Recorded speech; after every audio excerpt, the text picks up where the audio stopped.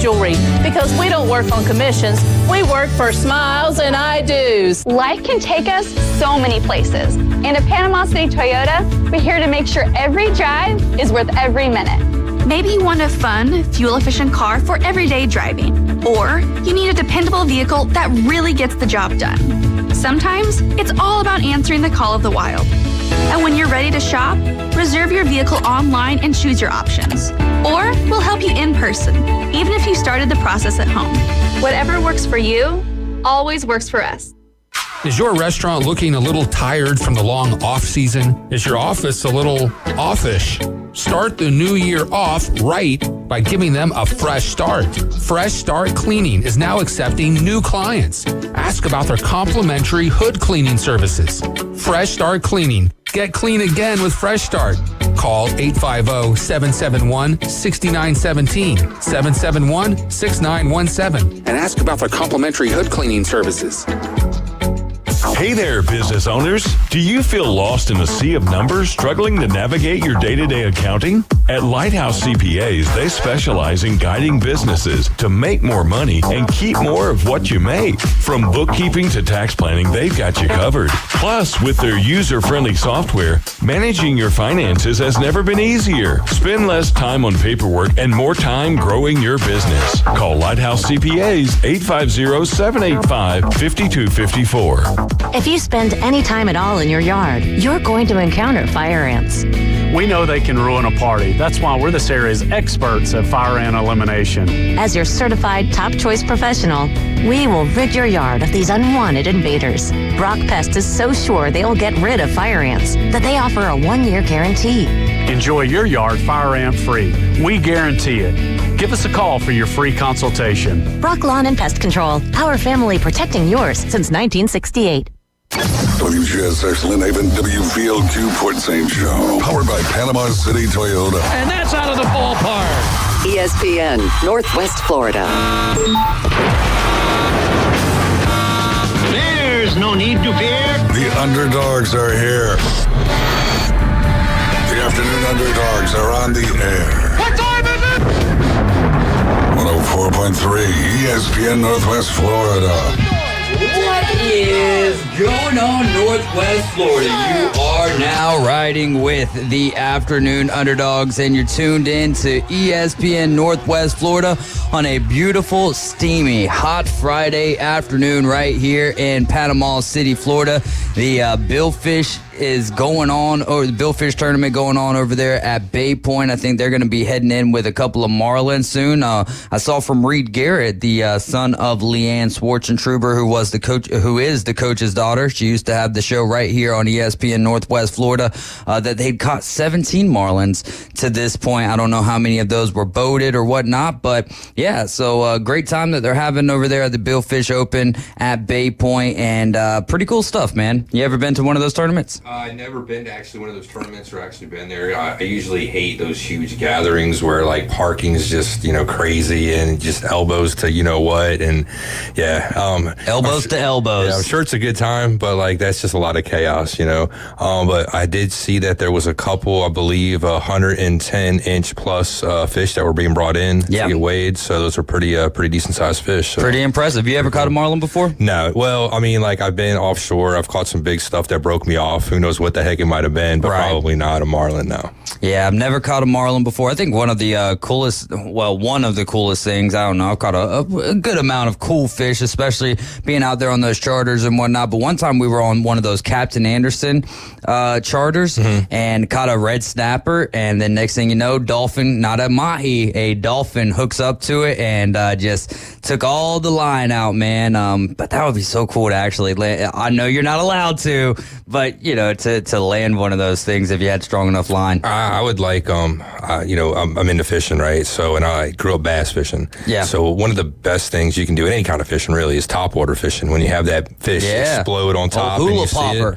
or whatever. Well, if you ever watch, it's coming up right around now, Shark Week on Discovery Channel, right? Oh, we've had our own Shark Weeks right here in Panama City, Florida. So they do some of those episodes where they'll pull behind a boat like a decoy of what looks like a seal. Yeah. It's either a cutout, like shaped like a rug, it's flat, or sometimes they're even kind of molded to kind of like be the shape and width and everything, just like one of those. Well, that's basically all you're doing is pulling a lure behind the boat without hooks. So, add a big treble hook on one of those and drag it behind the boat, and all of a sudden watch that great white shark come up. And sometimes they eject out of the water, they breach to do that. And that would be kind of cool. Set the hook and then get it in. I mean, I always practice catch and release for the most part anyways. So I'd let the fish go. But I'm not into big game fishing, marlins and stuff like that. Doesn't do anything for me. Like, I catch, decent sized fish on regular sized gear, and I get a lot of thrill out of it, catching stuff on lures, and I don't know, just catching something that big. I'd rather see an animal like that left alone. It's a pretty grand animal, let it chill, let it do its thing. A grand marlin, if you will. So yeah, let it do its thing, let it make some more, and live its life out. Catch the smaller ones. I would absolutely be thrilled to catch a marlin or any sort of kind of game fish like that. I think the sailfish might be more popular for me personally. And if you're not going to eat it, man, but isn't the meat not? I don't know. I'm with you on that. When like fish any get that big, they tell you not to eat them anyways because a fish that big, the mercury levels. Okay, gotcha. Fish, like it's out of smaller this world. Big fish eat smaller fish, down the line, and the longer the fish is in the water, the more fish it eats, the bigger it gets, the more it's going to have in its meat. So it's really not that healthy anyways when you start catching any species at all across the board. Even Goliath grouper, when you're catching them at their absolute biggest sizes and stuff like that, the meat's not that great anyways. Gotcha. The best thing that you want to do is the ones that are just about legal. Those are probably the best to eat. I went shark fishing last night with my buddies Derek, Alex, and Jen last night. Didn't catch anything. No. Just had a little stingray, out there on a hook. And kayaked it out there, and we didn't catch anything. But hey, we'll keep on trying. Sometimes you catch a buzz, as long as you don't catch a cold. There you go.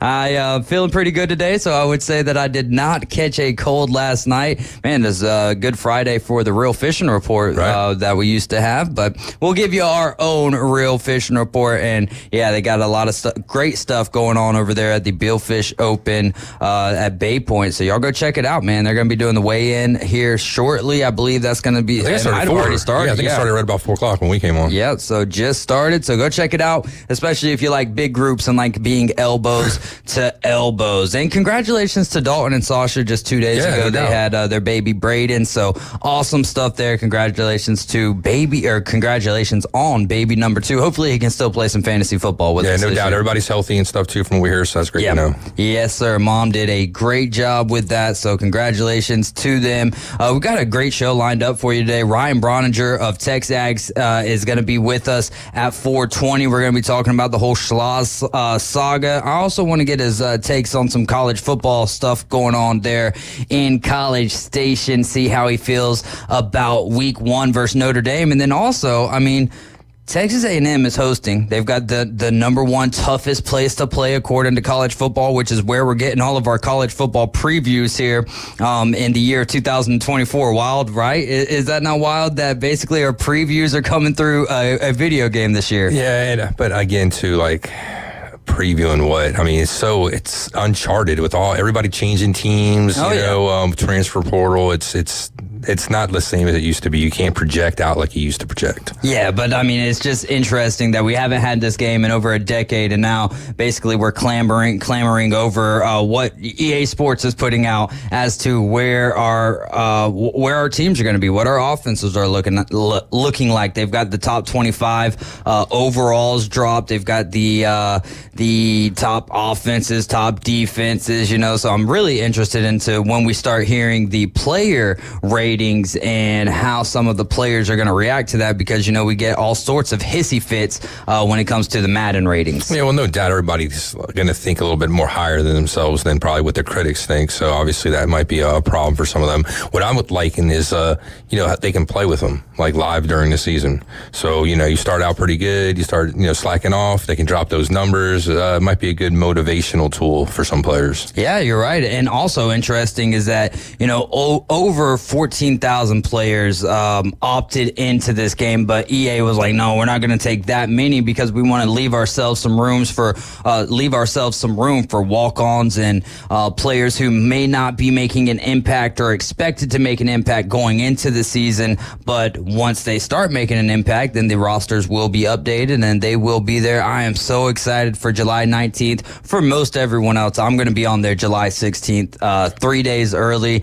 and I'll give you guys some heads up on what to expect because from some of the videos, now I know it's going to be buggy the first few days. If you can get on the first few days, even. I'll be able to. Keep your fingers crossed. I'll find a way to get on. Patience is a virtue. I don't know. Like I said, man, I've had times before when I got like that brand new COD and I couldn't get on for a few days because everybody was trying to get on there and it was shut down for everybody. I don't care who you are, you couldn't get on. Yeah, no doubt. I mean, it's not like they're going to be looking at the IP address and be like, oh man, we've got to make sure that this guy gets on so that he could tell all 200 people who might be listening to him how good the game is. But I am excited for it, man, and maybe having the 3-day access will be a little bit easier to access it rather than waiting right there on July 19th when everyone is going to be on.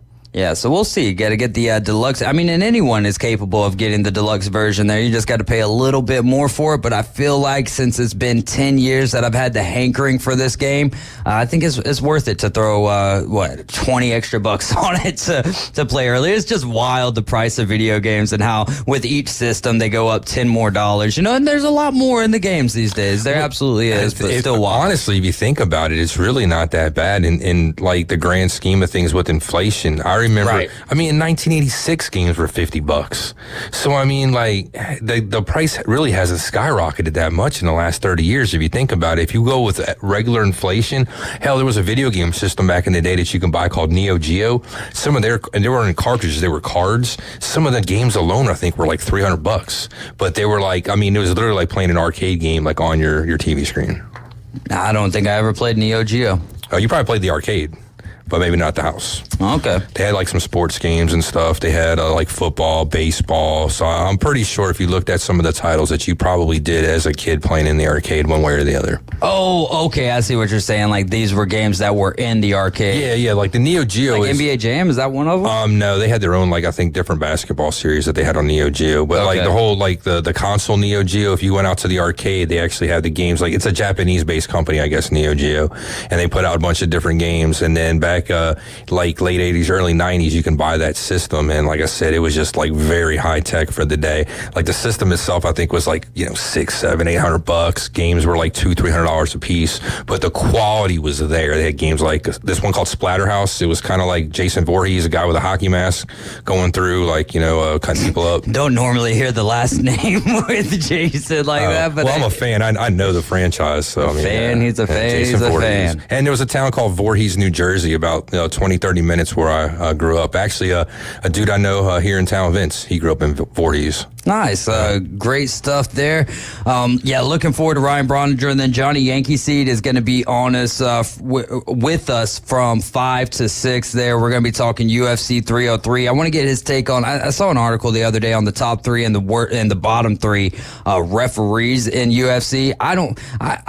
Herb Dean was on the list of the bottom 3, and I'm like, every time that I ever turn on UFC, Herb Dean is there. So he's doing all the big name fights, exactly. And you would think Dana White and them would put the best guys on the biggest name fights. So with that being said, we've got to ask someone who actually pays attention to these things, their top 3 and their bottom 3, and then we'll make some picks for the cards as well. We'll see how Alex Pereira and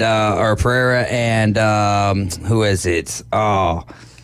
Can't even remember. Yuri Prohaska? Yeah, there you go. How that main event is going to go.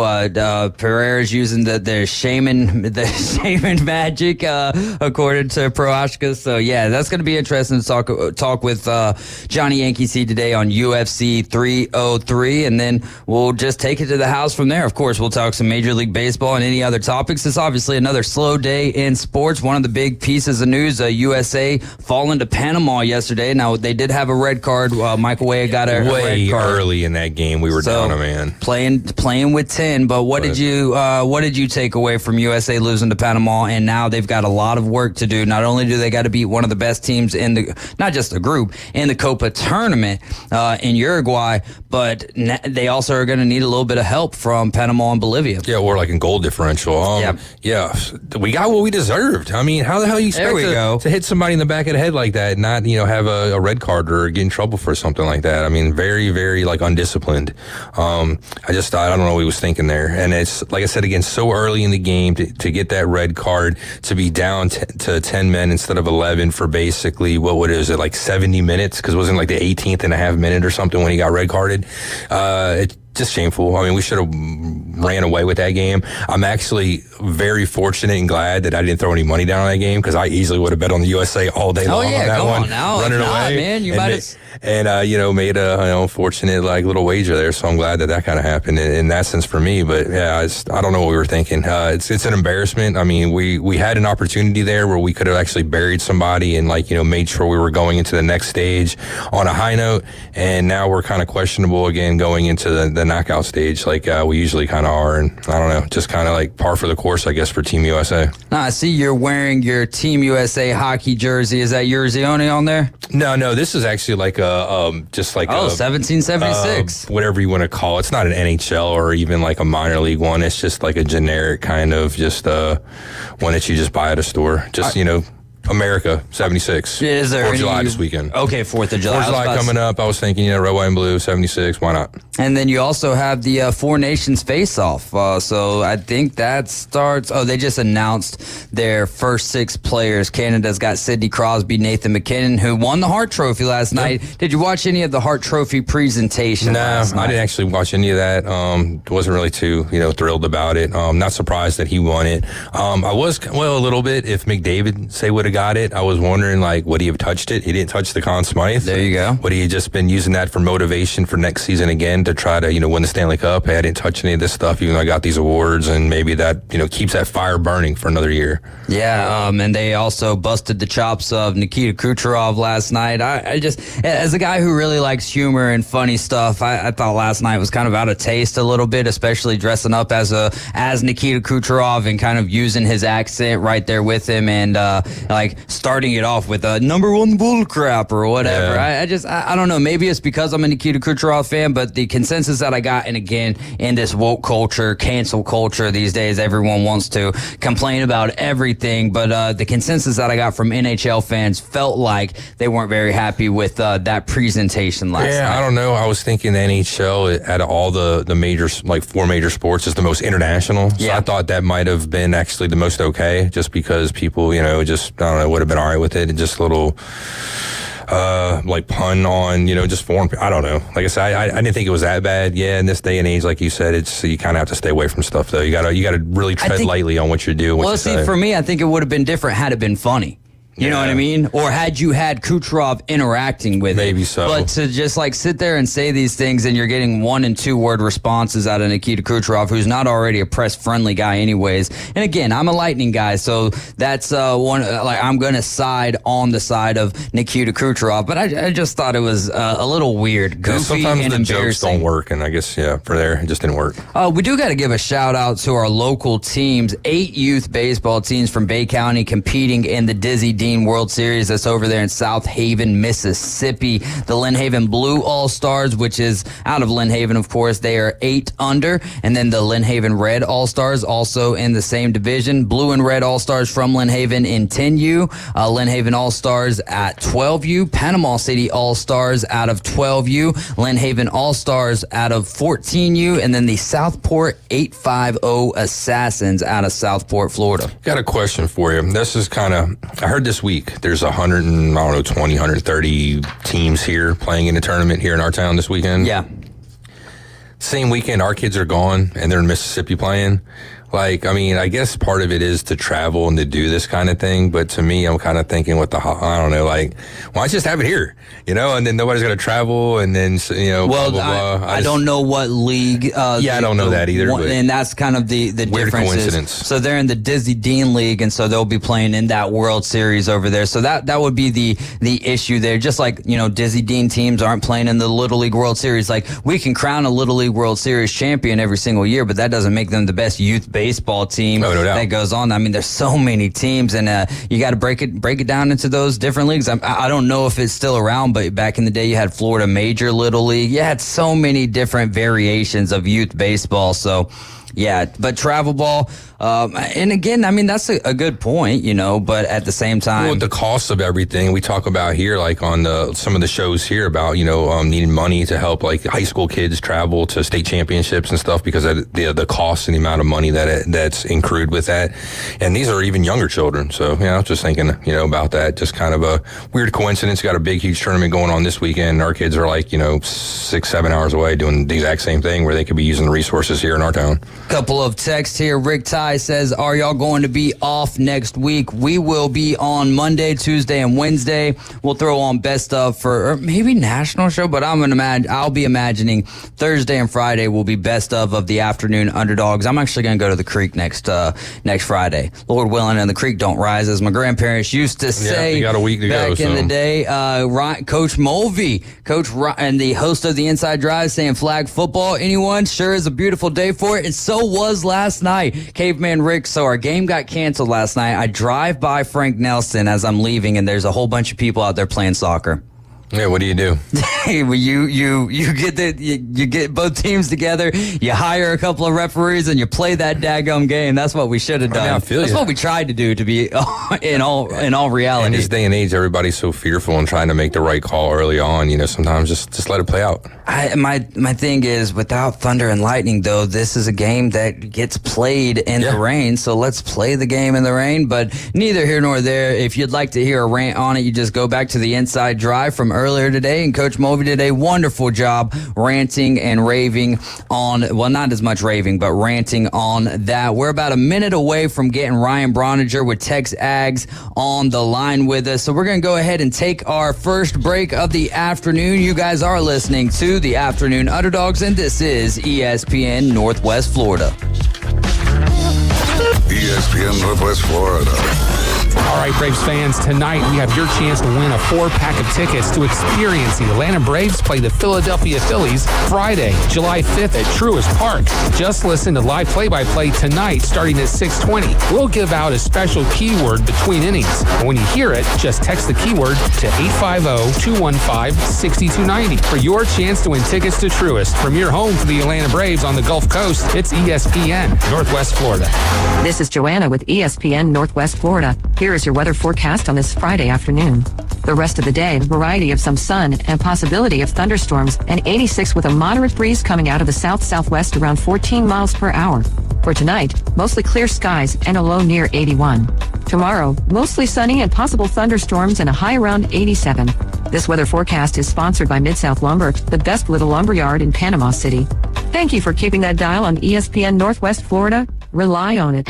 Are you tired of hearing 2 weeks when you call to get your boat worked on? Hey folks, it's Chris Kramer with Kramer Marine and Outdoor, and we'll get you in and back out on the water as quick as possible. We're a full-line Yamaha outboard dealer and Suzuki outboard dealer, and we have master-trained certified mechanics on site.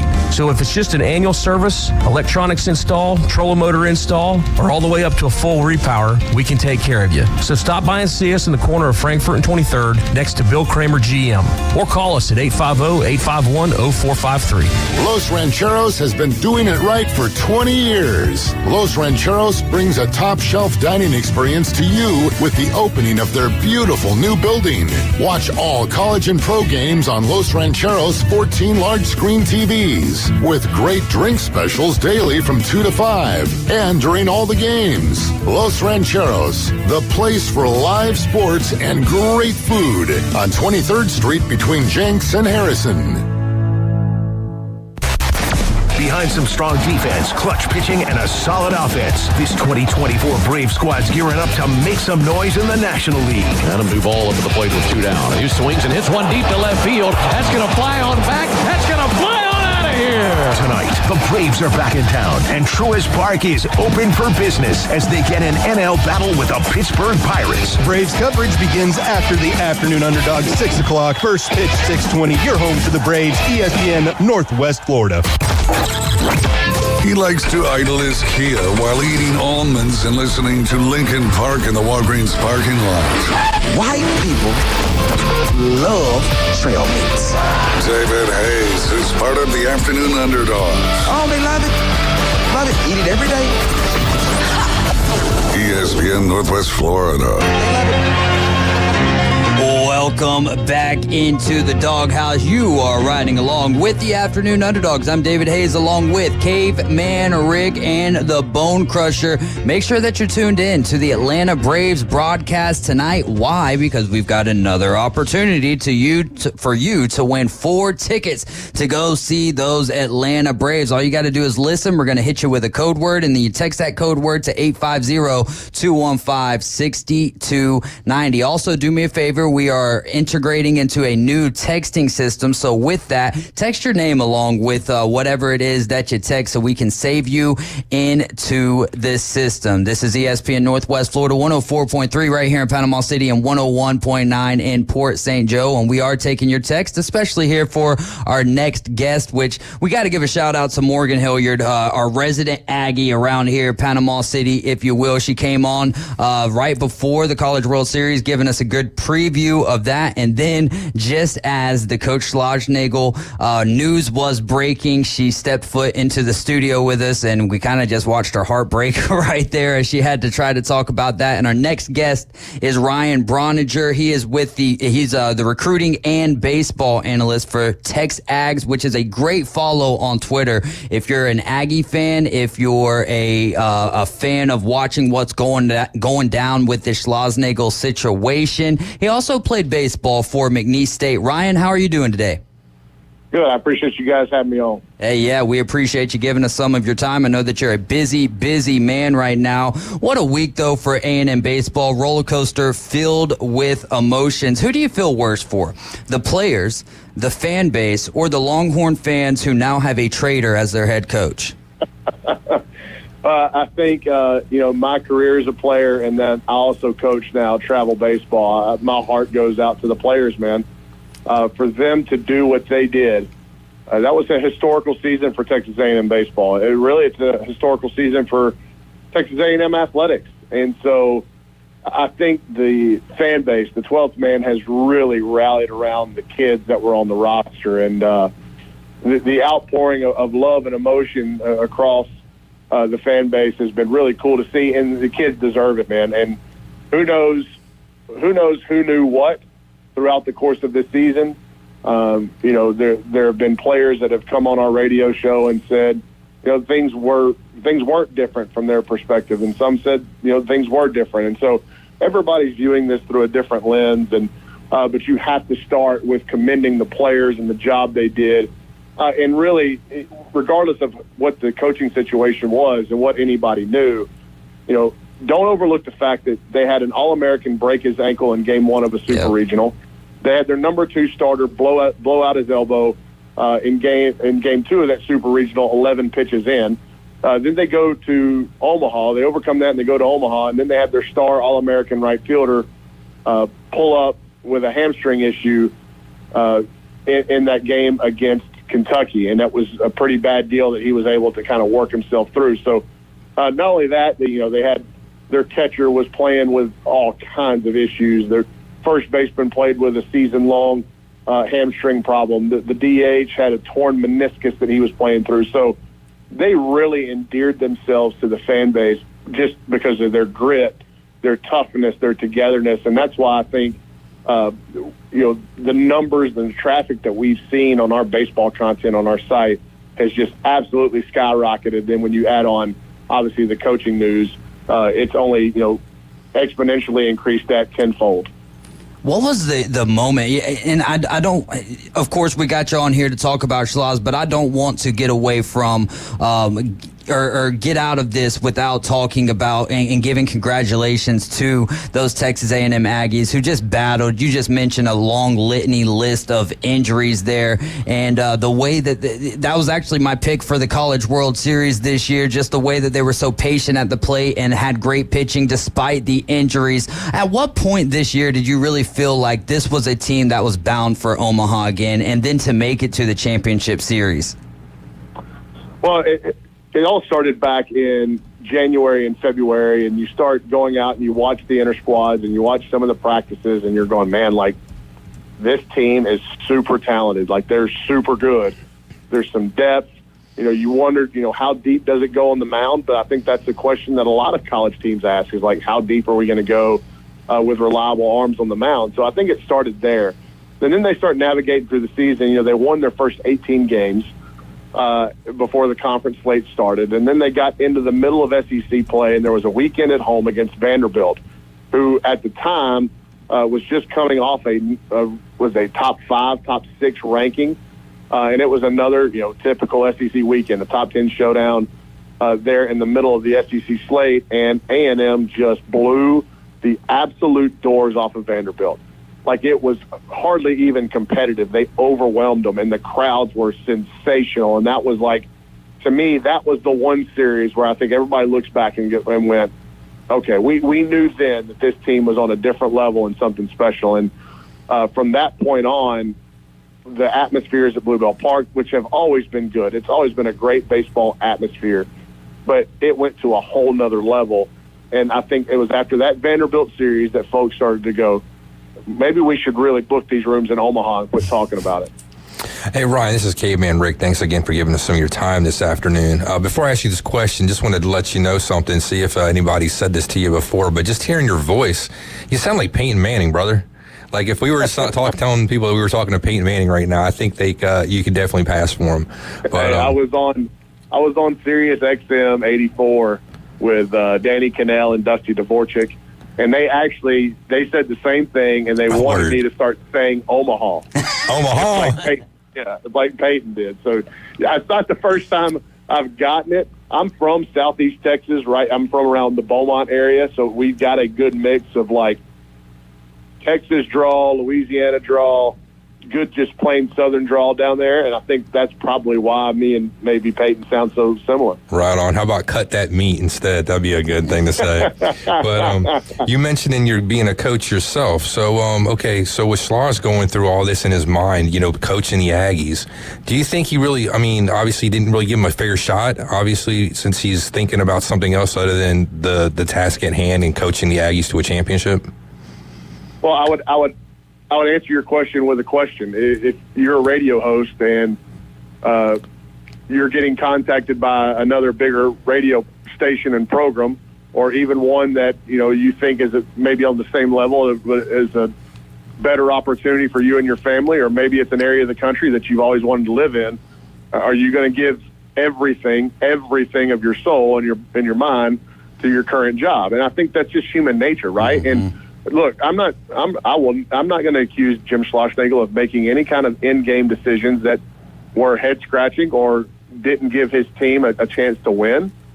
But I just, it's hard for me to believe as a competitor and somebody that's just in the professional world that if you're job hunting, are you really committed to the job where your feet are? And I don't know. You just kind of depends on who you ask about that. But just from my personal experience, it would be like, how can you be fully invested and fully bought into something when you're leaving it, in a mere week, 2 weeks, whatever it is? You're listening to ESPN Northwest Florida. We've got Ryan Broninger on with us. He is a recruiting and baseball analyst for Tex Ags. A great follow on Twitter. Make sure you go follow them right now. How's the fan base holding up, Ryan, now that they've had a little bit of time to process all of this? Yeah, it seems like a lot of it have gotten it off their chest, and now their attention has turned to, all right, what's next? They're pissed to the point of motivation in terms of, like, they want to help out. They want to give. The donor base is extremely fired up. I think Jim Schlossnagle said he wanted to build a monster at Texas A&M, and he might have created a bigger one on his way out that he could have ever imagined in terms of the support for the program going forward. And so, whoever is going to walk in here and take this job is going to be walking into an extremely energized and motivated fan base. And that's kind of where they're at right now, guys. It's just, my take and my read on the pulse of the 12th man has just been, okay, they got all their frustrations out. They're still upset. They're still angry, but they're ready to move on from it. They're ready to see what's next. And so a lot of the attention has turned to the coaching search and the onus, not really an onus, but just everybody's really intrigued to see what Trev Alberts does with his first big hire at Texas A&M. When we first, when Morgan really started showing us some of the Twitter findings that she would find about Texas fans kind of claiming that Schloss was going to be headed over there, I was like, no way, Texas doesn't got as good of a field as what A&M does. A&M is going to be funneling even more money into their facilities. They have the better roster. Maybe the history is a little bit better there at Texas. But when you first heard Schloss's response there to a fellow Tex Ags, Richard Zane, did you start to wonder if he would really leave? One of the things that stood out to me when he was talking about Braden Montgomery, if he were to, that's like asking Braden Montgomery if he would sign in the draft. And it's like, well, yeah, if he was drafted, would he sign? So I was thinking he was kind of out of the door at that point. But the rest of it, he painted such an emotional picture that he wasn't going anywhere. This is my opinion of the situation, is that he knew I think he's known for a while that he was going to make this move. Again, this is my opinion. I think he's known for a while that he was going to make this move. And I also think that he was about 30 seconds away from walking out of that media room and never being asked about the job at Texas. And he could have just skirted it and never had to meet with the gathered media about it ahead of time. Mm-hmm. And he was almost out the door and able to do that until Richard asked him the question. And then, his subsequent answer and the blow up afterward, that is what really, it has cleared A&M's name completely. Like, A&M looks like they came out of this thing looking squeaky clean, and it can't be the same can't be said for the other end of it. So, Richard Zane, who got a lot of flack that night that he asked that question from the A&M fan base. There were a lot of folks that were really upset that he asked it. And now, what would this whole thing look like had he not asked that question? Just like a coach on the move at that point. Going to a rival, of course, I think Texas A&M Aggies, I think that they, would still have a strong disdain there for Coach Schloss. But as far as the rest, you've got other SEC fans sympathizing here with Texas A&M, and I think without that question being asked, you don't get any of that. Hey, listen, man, it's not just other SEC fan bases, and I've seen that as well, from Knoxville to Gainesville to Baton Rouge and Fayetteville. Like, they've kind of all rallied around A&M and their A&M's version of the story or A&M's perspective of the story. But, guys, like Barstool Sports. Yeah. I saw Dave Portnoy tweeting about it. We saw John Boy tweeting about it. This thing has really kind of taken on a life of its own, and it's all from that soundbite and that presser. Who are some possible candidates right now to fill the vacancy of the head baseball coach there in Aggie land? Well, you're the first person that's asked me about that in the last 3 days. So yeah, right.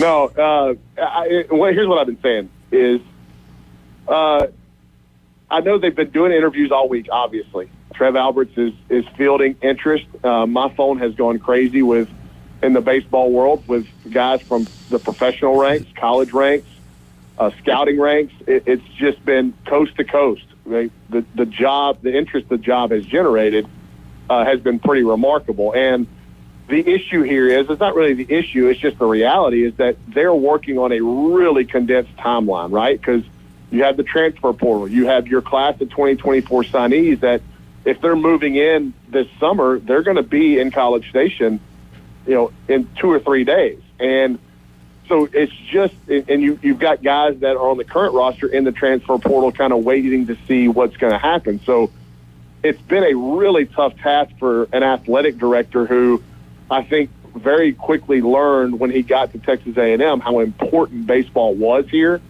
like clear cut the number 2 sport on campus. So I think it's a tough job to try to filter through what's real and what isn't.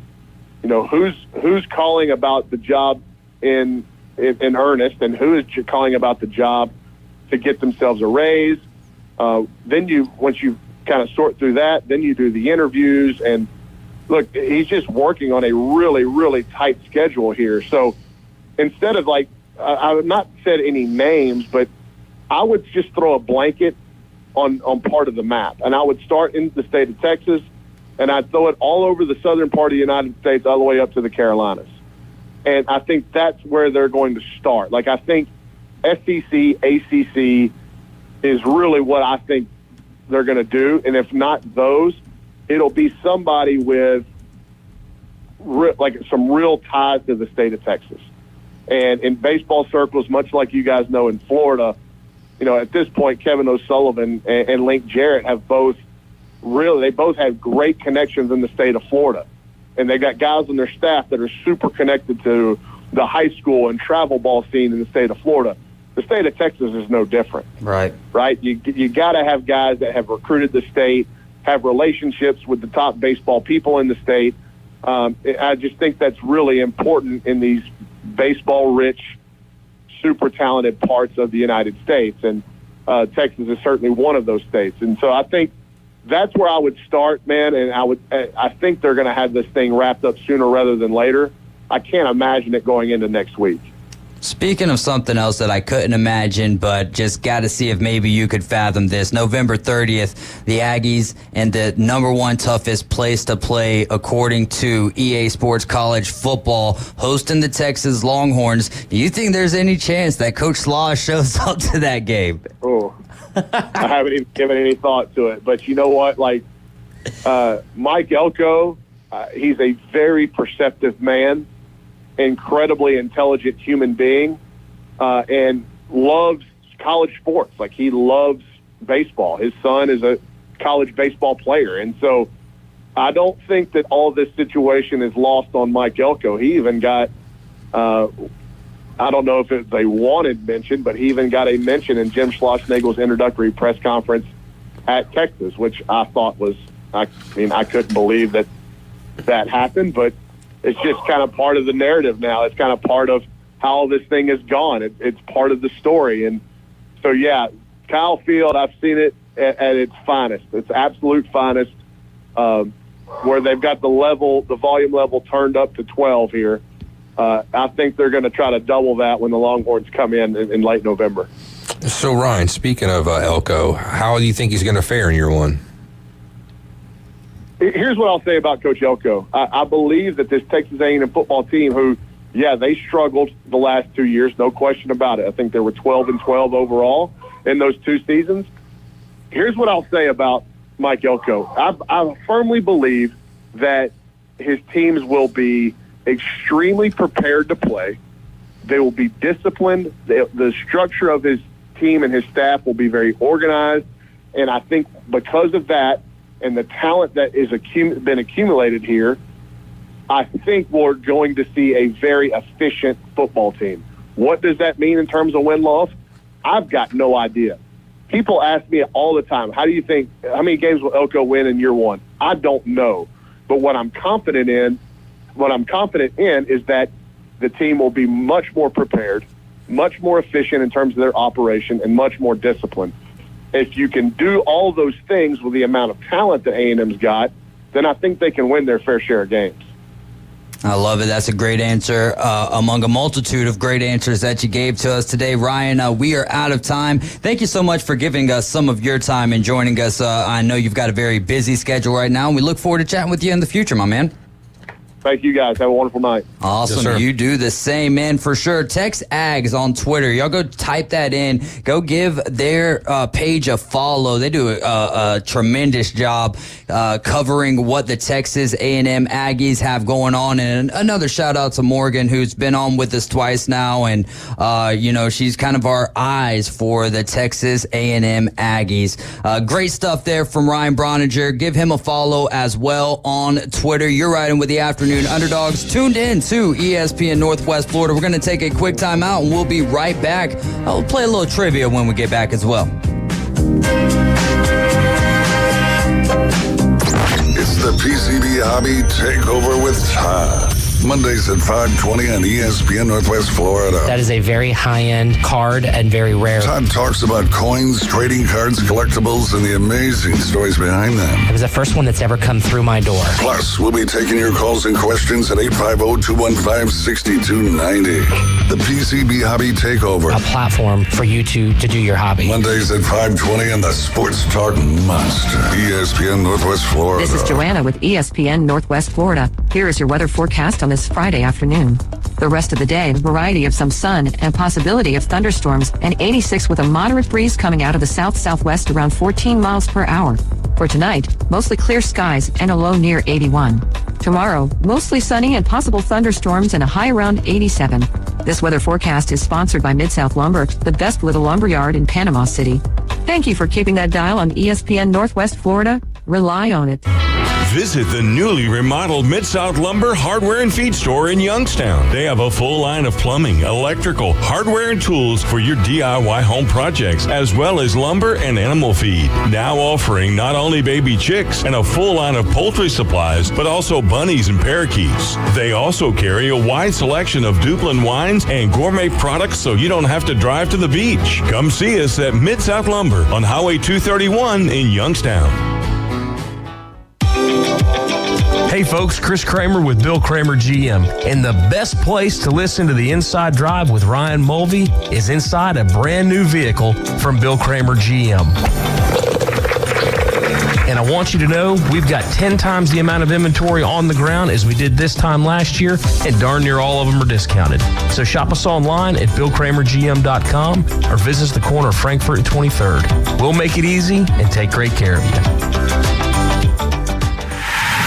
Are you thirsty? Oh, yeah, baby. The Afternoon Underdogs. Hello. Oh, hello. Call or text now. Hello. 850-215-6290. Is anyone there? ESPN Northwest Florida.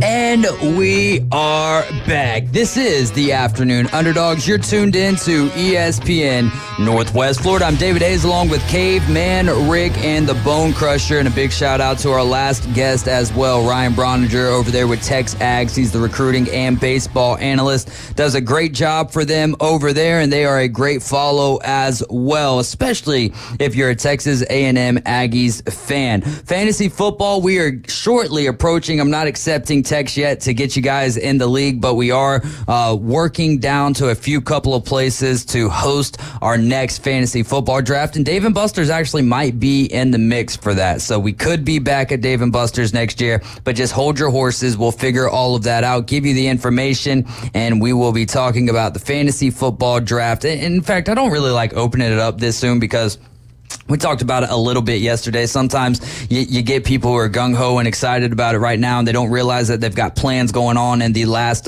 week of August. I'm tentatively setting aside August 24th or the 31st. More than likely going to be August 24th for the fantasy football draft here with ESPN Northwest Florida. If you don't know, we run 4 leagues. We have the Champions League, which is compiled of the top 4 teams from each league, and we last year it was 12 teams. Now we're up to 16 teams in the Champions League. So we will announce those winners as we get closer, even though you know who you are if you were in the league, top 4 from each league. And then we'll have the Coach James Hale League, we'll have the Inside Drive League, and we'll have the Afternoon Underdogs. And that's going to be a first come, first serve basis. So essentially you text in your name and then we write it down and we get somewhere and we have a live fantasy football draft and we have a lot of fun and we get to all meet each other and talk sports, which is something that we get to do every single day. Yeah, and every week we get to talk about the scores, the team different names that you have, all that kind of stuff. And it's a good little bragging system, little way of keeping it relevant all season long. Yeah, there you go. Chef Ross saying need to find a Eli sound alike to join Ryan. As Caveman Rick pointed out, he somewhat sounds like Peyton Manning, especially when you get a few Omahas out of him. But our trivia question for today, who was the first player to homer in all 3 of the College World Series games in a series? Who was the first player to homer in all 3 of the College World Series games in a series? And it didn't happen that long ago. Yeah, and here's a hint. It's also played in Omaha. There you go, but it has nothing to do. That has nothing to do with the actual answer. I think K-Man Rick just wanted to hit him with that 3-syllable Omaha there. So that's relevant with the Peyton Manning sound alike. Yeah, doppelganger and Ryan. Yeah. It's relevant. It's just not. It's just not. It's not a hint at that point. Well, they all play in Omaha every year, so that is true. That is true. 850-215-6290. If you are texting us today, make sure that you do me a favor and text your name along with your text so that I can save you into the system. We've got a few. In fact, it was awesome today on the Inside Drive. I was trying to think of a sub place that we used to have here in Panama City, and all I could remember was that the logo had a gorilla in it. It wasn't Larry's a local Giant Subs. Exactly, but we started getting texts flooded in saying Larry's. I'm like, yes, that's exactly right. So I love our listening fan base here. You guys do such a great job and make me want to continue to do this show for as long as Randy will have me over this way. Johnny Yankees here getting set to join us today at 5 o'clock. We're going to be talking some UFC 303. Is there any fight on that card that you're looking forward to? Now, obviously, I believe this was the one that it was supposed to be Conor McGregor and Michael Chandler, and that is not going down due to a broken toe on behalf of Conor McGregor. So tough blow there, and I don't blame him at all, man. As someone who just broke their shin in half, what was it, a year and a half ago, maybe 2 years ago? I'm not getting back into that ring until I'm completely healthy. Toe, doesn't matter what it is, man. I know that the show must go on, but the show can go on without him. As we go over to Kyle. Kyle, you're riding with the Afternoon Underdogs. What's up, bro? What's going on, guys? Not a whole lot, man. What'd you think of Schwarzenegger going over to Texas the day after saying that he would not be going anywhere? Well, it's very reminiscent of my least favorite Florida coach, Urban Meyer. I will never step away to be with my family and put on a jersey or another team, and then like a year later he joined Ohio State. It's like, I get that there's coach speech and you got to do what's best for you because it is a business, but be more honest about it. Like, just say it is an option and I'll let you know, I guess. Or just say I'm focused on this team right here, right now. Yeah, it's like when you go that far all in about I'll never leave, I'm staying here for life, I left my family.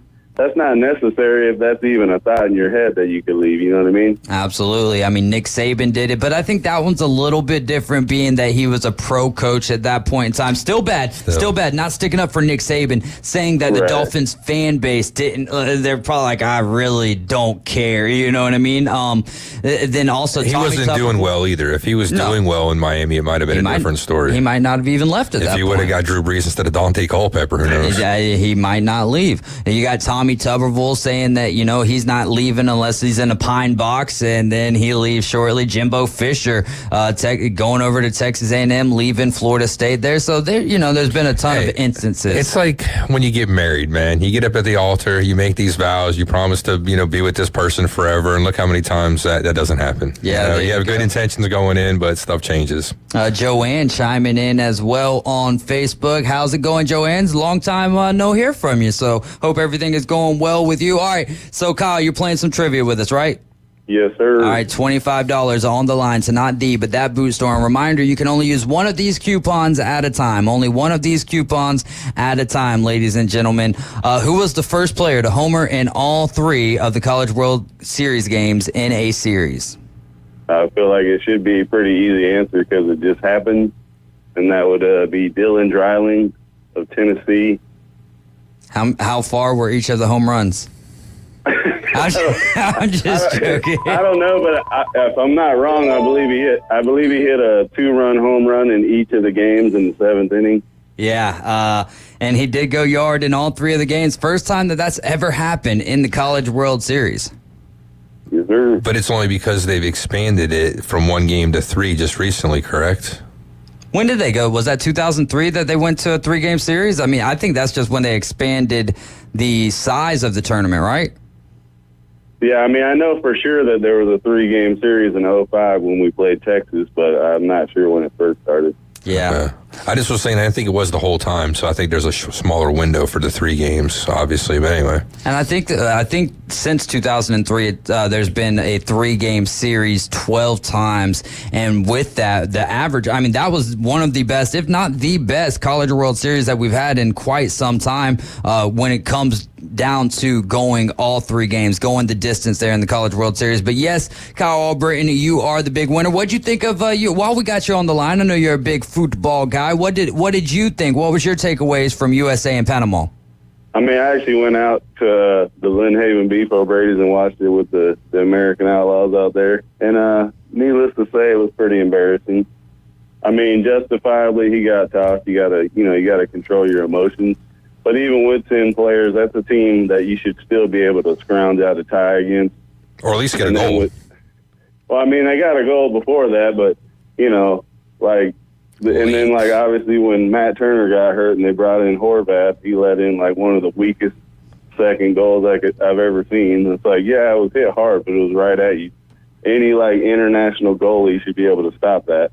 Yeah, what's the environment over there at Beef O'Brady's for the Outlaws and y'all getting together watching these USMNT games?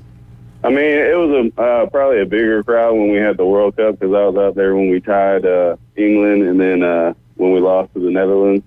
But it was a solid crowd, especially for a Thursday. That's awesome, man. Well, what you got? I was going to say 2003 is when the College World Series went to the 3 games. And since then, including this past year, it was the 12th time that it went to the 3rd game. Hey, look at me and my little factoids. So awesome stuff. Hey, Kyle, thank you so much for chiming in, calling in, and talking a little sports with us, my friend. All right, appreciate it, guys. Thank you. Yes, sir. You as well. Something that I did not get into yesterday that I wanted to just real quick, thoughts and prayers with wide receiver Randall Cobb, his family. They escaped a fire at their house in Nashville. And his wife, Ada, posted that they're lucky to be alive. She posted to her Instagram story that they had a Tesla Charger, which caught fire in the garage late last night. So this is 2 days ago and quickly spread. So, it's wild that we've got, a few. It feels like every day I'm seeing a new, wildfire started, not a wildfire, but a fire starting from one of those electronic vehicles. Here's another little coincidence, if you will, but it seems to be that anytime there's a fire involving an NFL player, it's a wide receiver. Randall Cobb, we just had who was it just recently? His house caught on fire. Trying to think. Was it? I wasn't prepared. I wasn't Devontae ready. Adams. I think Devontae Adams. Did Devontae Adams have one? I'll have to look real quick. But then you also have all the way back in the 90s. Andre Rison for the Atlanta Falcons because of his girlfriend from TLC that caught his house on fire when she was mad at him. So it always seems to be a wide receiver's house that gets caught on fire. There you go, man. And they're fast as lightning as well for the most part. How about your boys, man? Philadelphia Phillies. Don't forget Atlanta Braves tonight. Make sure you're listening to the broadcast. We're going to hit you with a keyword. Text that keyword into 850-215-6290. I was under the impression that it was going to be Max Fried and Jared Jones going tonight, but it's not. It's Martin Perez going up against Uncle Charlie Morton. So hopefully for our fans that were sending up there to the game, they get a good dose of pitching from Uncle Charlie tonight and not Grandpa Charlie. Hopefully they can muster up more than one run, but your Philadelphia Phillies dealing with some injuries. Bryce Harper hitting first base a little awkwardly last night, so I think left hamstring for him and then left side of the groin or a groin injury for Schwarbs. Yeah, it's only 10-day IL, so hopefully not that bad. Hopefully in a week and a half, those guys will be back and rolling. Good thing for us, we got kind of a deeper roster.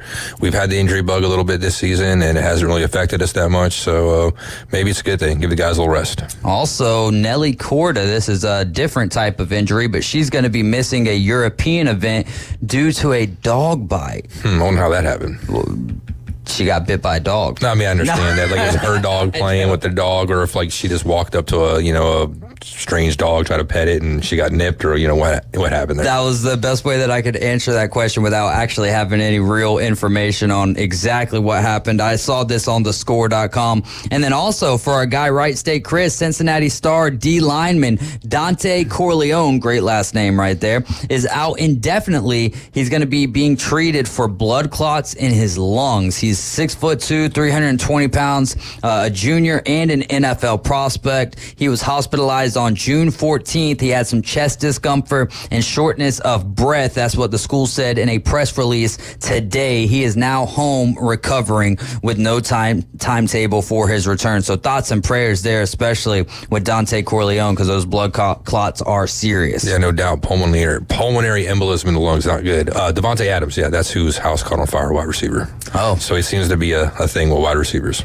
All right. Well, so that's just his nickname, right, State Chris? That's not even his the Godfather. Yeah, because of Corleone. I'm with you there. I thought he was saying Dante Corleone was his nickname. I was like, why would they put that in the article that Corleone? Yeah, the Godfather. I get that's. Which is your favorite of the Godfather movies? Probably go with a lot of people. Two, like a lot of best of the storylines. Kind of like Star Wars. A lot of the best stuff in the story happens in the second one. And all those movies are like 2.5, 3 hours. Like 2.5, 3 hours. Yeah, they're very long. I don't think that I've watched the third one, but I know that I've watched the first and the second. I believe I've read. Those are based on books, right? And those are old too. Yeah. It's like today's when they started coming out with stuff like Lord of the Rings and movies like that were a couple 2.5 hours long and everything.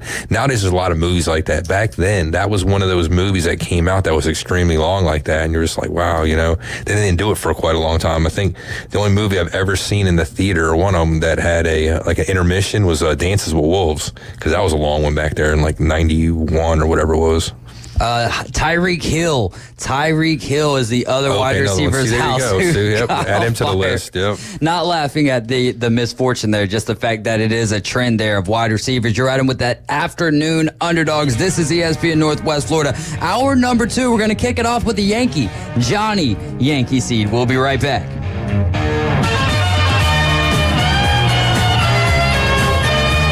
ESPN Northwest Florida. All right, Braves fans, tonight we have your chance to win a 4-pack of tickets to experience the Atlanta Braves play the Philadelphia Phillies Friday, July 5th at Truist Park. Just listen to live play-by-play tonight starting at 6:20. We'll give out a special keyword between innings. And when you hear it, just text the keyword to 850-215-6290 for your chance to win tickets to Truist. From your home for the Atlanta Braves on the Gulf Coast, it's ESPN Northwest Florida. This is Joanna with ESPN Northwest Florida. Here is your weather forecast on this Friday afternoon. The rest of the day, a variety of some sun and possibility of thunderstorms, and 86 with a moderate breeze coming out of the south-southwest around 14 miles per hour. For tonight, mostly clear skies and a low near 81. Tomorrow, mostly sunny and possible thunderstorms and a high around 87. This weather forecast is sponsored by Mid-South Lumber, the best little lumber yard in Panama City. Thank you for keeping that dial on ESPN Northwest Florida. Rely on it. So you've heard the saying that if you love your job, you'll never have to work? Well, it's true. I've worked for Brock Lawn and Pest Control for many years. The commitment to the needs of customers and their commitment to each employee makes Brock a company I'm very proud to be a part of. Brock's core values are also mine. Give people more than they expect and always honor your promises. This isn't a job, it's a service to help people live a healthier lifestyle. Brock Lawn and Pest Control, our family protecting your family. PCB Hobby, the beach's premier hobby store for sports cards, comics, coins, and trading card games. PCB Hobby carries the largest selection of boxes and packs from the latest releases of brands like Topps, Panini, Leaf, and more. Looking for a specific player or team? PCB Hobby has a wide assortment of raw and graded cards. They carry parallel rookie, game used, and autographed cards in both modern and vintage. Have a collection you want to sell? We buy, sell, and trade. PCB Hobby on Back Beach Road, just east of Florida Linen. Call 850-320-8388.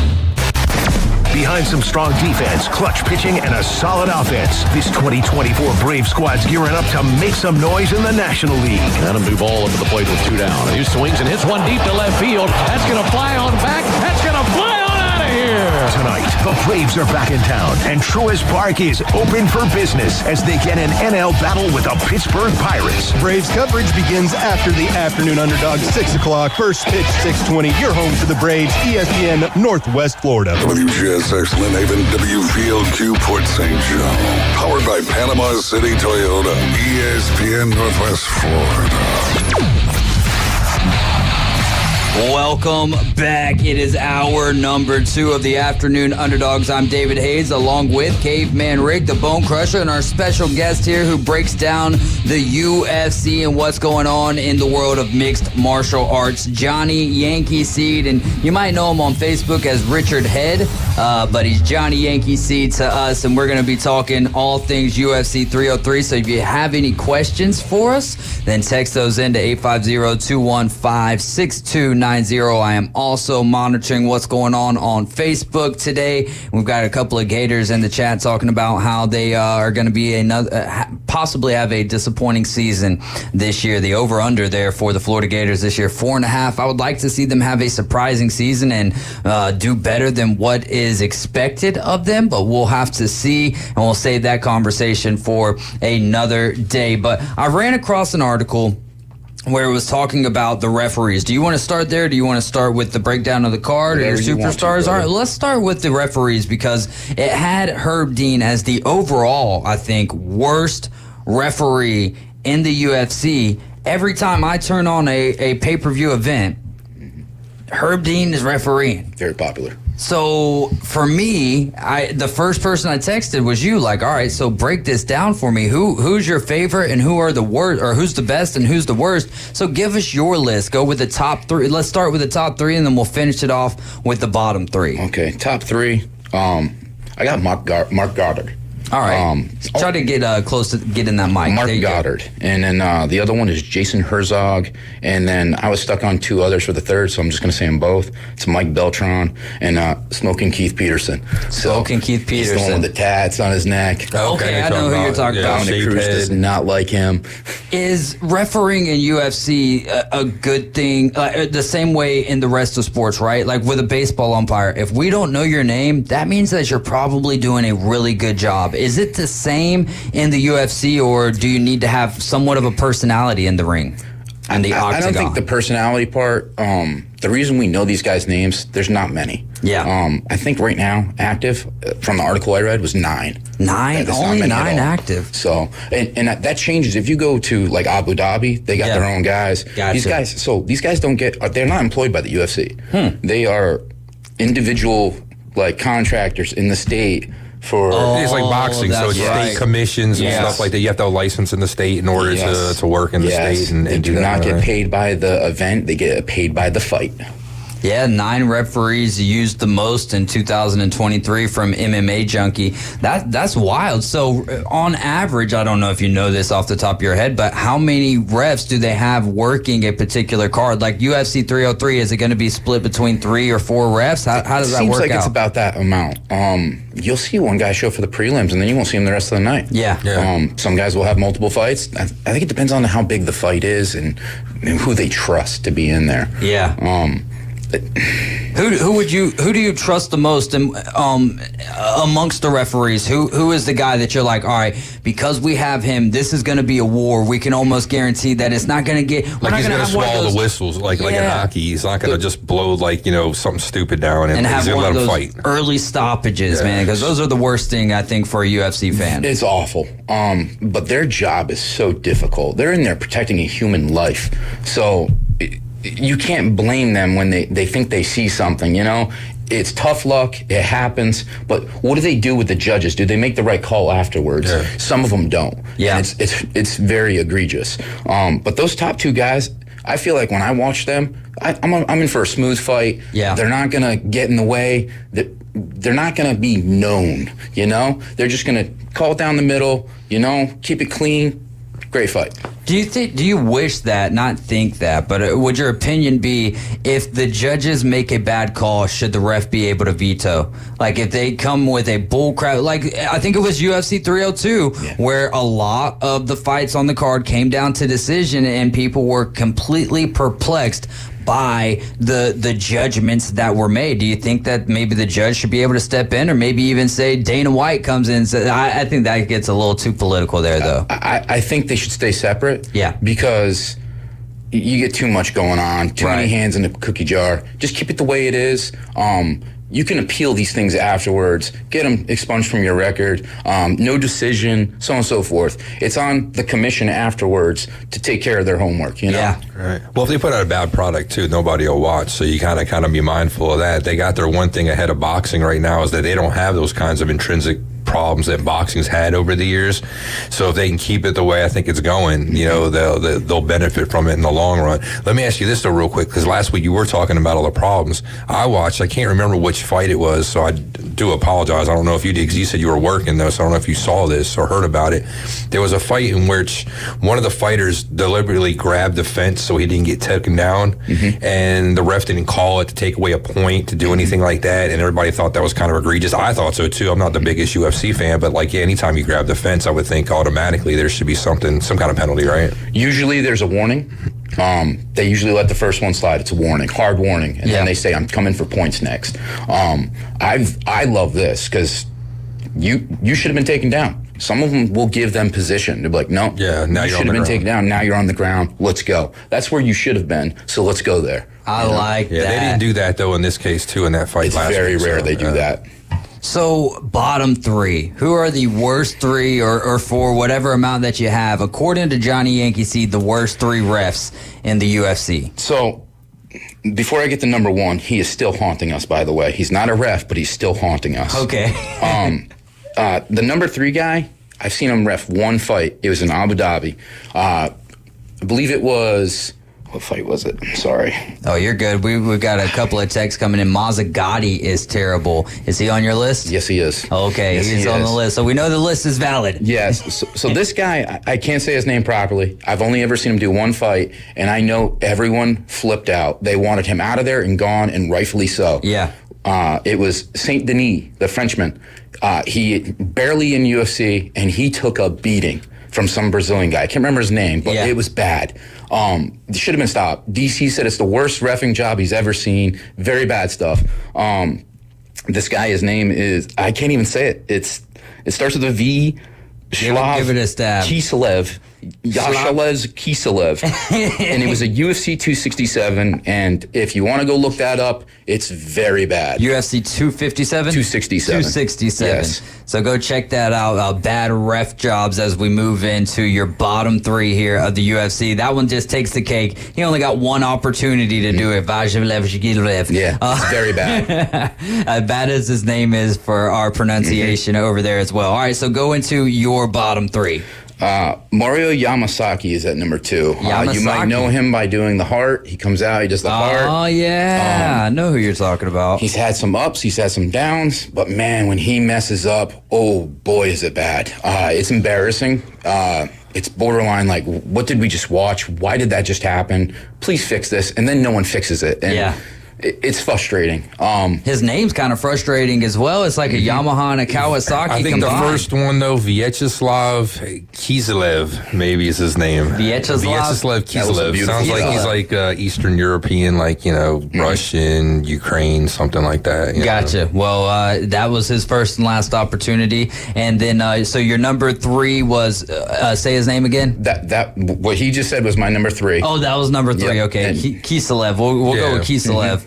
And then number two was? Yamasaki. Yamasaki. Yes. He's had some, I know I pulled up some fights, just calling the wrong guy the winner. Oh. Just brutal stuff. What happens when he puts, what happens if the judge puts in a scorecard, but then the judge lifts the hand of the wrong guy? Does he go down as the winner?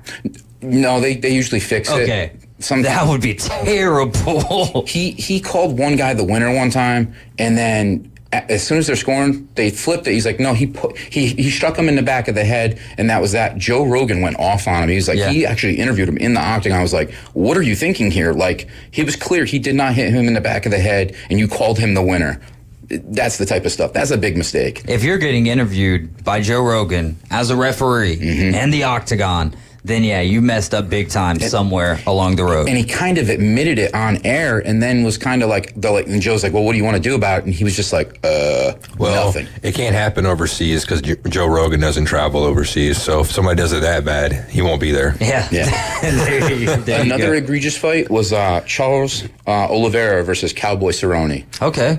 So that was probably, 2.5, 3 years ago? No, this is a long time ago. Okay. So Cowboy was choking out Oliveira, and literally, Oliveira's tapping. He's beating on his chest for like 10 seconds, and Cowboy's like, yo. Yeah. And everyone's like, what are you? He's looking right at it, but he's not calling it. Like, and that's something that's bad, some money because on that fight. If he chokes out, if he actually goes out, that's a 6-month suspension. That's 6 months he can't make money. So that's a big call. You're messing with someone's life here. That guy could die in there, So wait, if you tap out, if you go completely unconscious, that's a 6-month suspension. Like a health suspension. Okay, I got you. Yeah. I got you. So wow. So if you get choked out, you're out for 6 Knockout months. as well. Which makes knockout as well. I never really thought about those parameters of it, because it makes sense though. You don't want these guys like putting their lives on the line. Yeah, going out there too quick and already having some damage and then doing something else, and then because it's the bad look. If somebody were to die in the ring or shortly after, that's not something that you want to have talked about your sport. 100% agree there. With no matter how it happens, coming from a guy who kicks babies, oh my goodness. Somebody's got to do it, right? All right, and then number 1. So we've got Kislev, we've got Yamasaki, and then number 1 on Johnny Yankee Seed's list is? It's Steve Mazzagatti. Steve Mazzagatti. So he's like the Angel Hernandez of UFC referees? Worse than Angel Hernandez. Because he's still haunting us. Okay. He actually is a judge these days. So he's actually scoring rounds now. And it is awful. Like, so how do you go from there and then being able to get a license in a state? Like, it makes it seem like somebody's on the take with the gambling stuff, and you have to worry about, like I said earlier, the UFC had that one thing going for it, that boxing's had a stigma for quite some time. Now, I don't know, man, if UFC starts going down this road, I mean, before not too long, they're going to be like boxing. Who's going to care? Yeah, exactly. Yeah. That's wild. So what are some, do you have notable matches that Mazzagatti blew? I am a Bones Jones guy. He's the GOAT. Yeah. And I know people have issues with him. There's issues with a lot of fighters, and I could talk politics on that all day long, and what fighters could be heroes and which one. So perfect time for debate. So we bring the politics right on into it. But his one loss is Mazzagatti. He ruled. If anyone knows Bones Jones one loss, he went 12-6. You can't go 12-6. For 2 rounds, he beat this man badly, to the point where he had a broken arm, his face was caved in. It was bad. It was clear who the winner was. Right. But then he messes up and goes 12-6. It should be a disqualification, no decision. No one gets the win, no one gets the loss. Gotcha. They gave him, the other guy, the win. Explain what 12-6 means. Straight down. Straight down with the elbow on top of the head? Or just in any fashion? So it has to be, 1-5 or so, but you can't go 12-6. In this instance, he had full mount, and he's raining 12-6 right down on the guy's face. Yeah. Multiple strikes. Gotcha. You can come this way, left or right. You just can't go 12-6. Yeah. And it should have been a no decision. Dana White is still angry about it. This guy should be undefeated. No one's come close. Some people have come close, maybe, but that's up to debate. But he's clearly the best fighter ever. And a lot of people do, debate the pound-for-pound fighter. In fact, a lot of people are saying Islam Makhachev Makhachev is the. I always get those syllables backwards there. You're okay. But they say that he is vying for it pound for pound because he stays. Yeah, well, and he stays fighting. And so do you have any issue with the lack of fights that John Bones Jones takes? No, because there was a point in his prime where he was ripping through divisions, cleaning them out double time. And he's older now. He's earned his right to take his time and pick his fights. He's been double champ. He can't pick his fights, right? Dana White still picks the fights. That's yes and no. Part of the UFC is like, you don't get to duck people. They set the fights up based off of the matches and who's the number 1 contender and such, right? But you still got to sign the contract, right? And that has been changed in the last few years. It's no longer the number 1 guy gets the shot. if they don't like a guy, they're not going to give it to they're him. making it's a TV show too, right? Yeah. So that, they obviously want, but again, that's what's going to hurt them. Like boxing is because the number one contender should fight for the belt or for the championship. No questions asked. They should, because they earned it. They got to be the number one contender. It shouldn't be, well, we don't like this guy. We're holding a grudge against him, so we're going to give it to this guy that's 4 tiers lower or something. Agreed. But we got to remember this is a business, and if a guy doesn't move the needle at all, you can't headline a UFC event and then just have nothing. See, this is where I disagree, though. It's because, like I said, again, with boxing, then you're going down that road of boxing, and before too long, you're going to end up just like boxing, where nobody's going to care, and you're going to have, like I said, that's what the UFC's always had over boxing.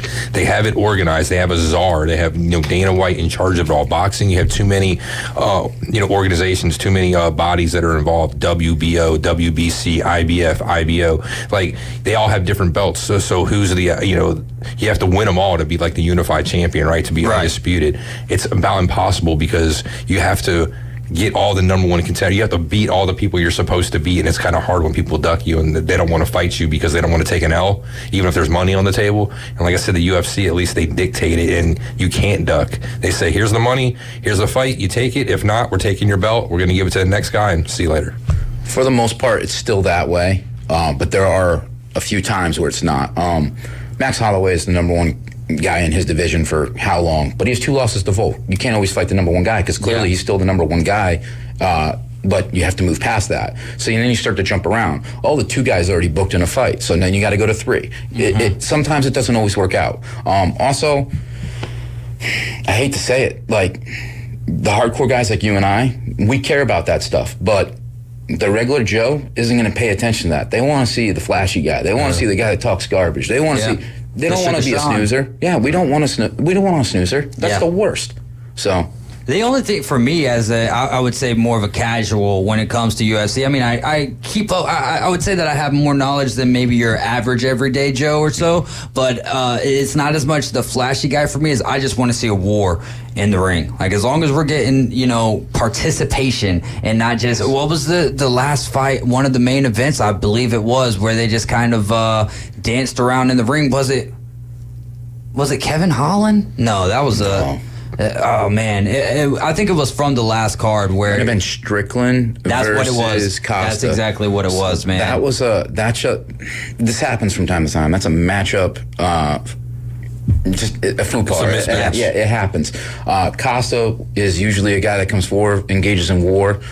Strickland's style is weird. Yeah. No one can figure it out. That man has that weird boxing style, and he's in your face, and they don't know what to do with it. And no one has still figured it out. So we could have more of these. Sometimes you're going to have great fights from Strickland. Sometimes you're going to have that. And it's just because it's chess. They can't figure it out. And it was a chess match. And Joe Rogan and the guys Daniel Cormier was definitely talking about that. But do you think that we get that Strickland Duplessis matchup soon or rematch soon? No, it's looking like Izzy DDP. And, which is wrong. Perfect example. Strickland has beat Izzy. He arguably beat DDP. I would say so. Everyone knows he beat him. Yeah. So why is he not getting an automatic rematch? That's one. So what happens? Izzy comes out, starches DDP, and you got to go beat Strickland now. Yeah. Or what happens if DDP wins? Does he just skip over Strickland? Do they keep skipping over him?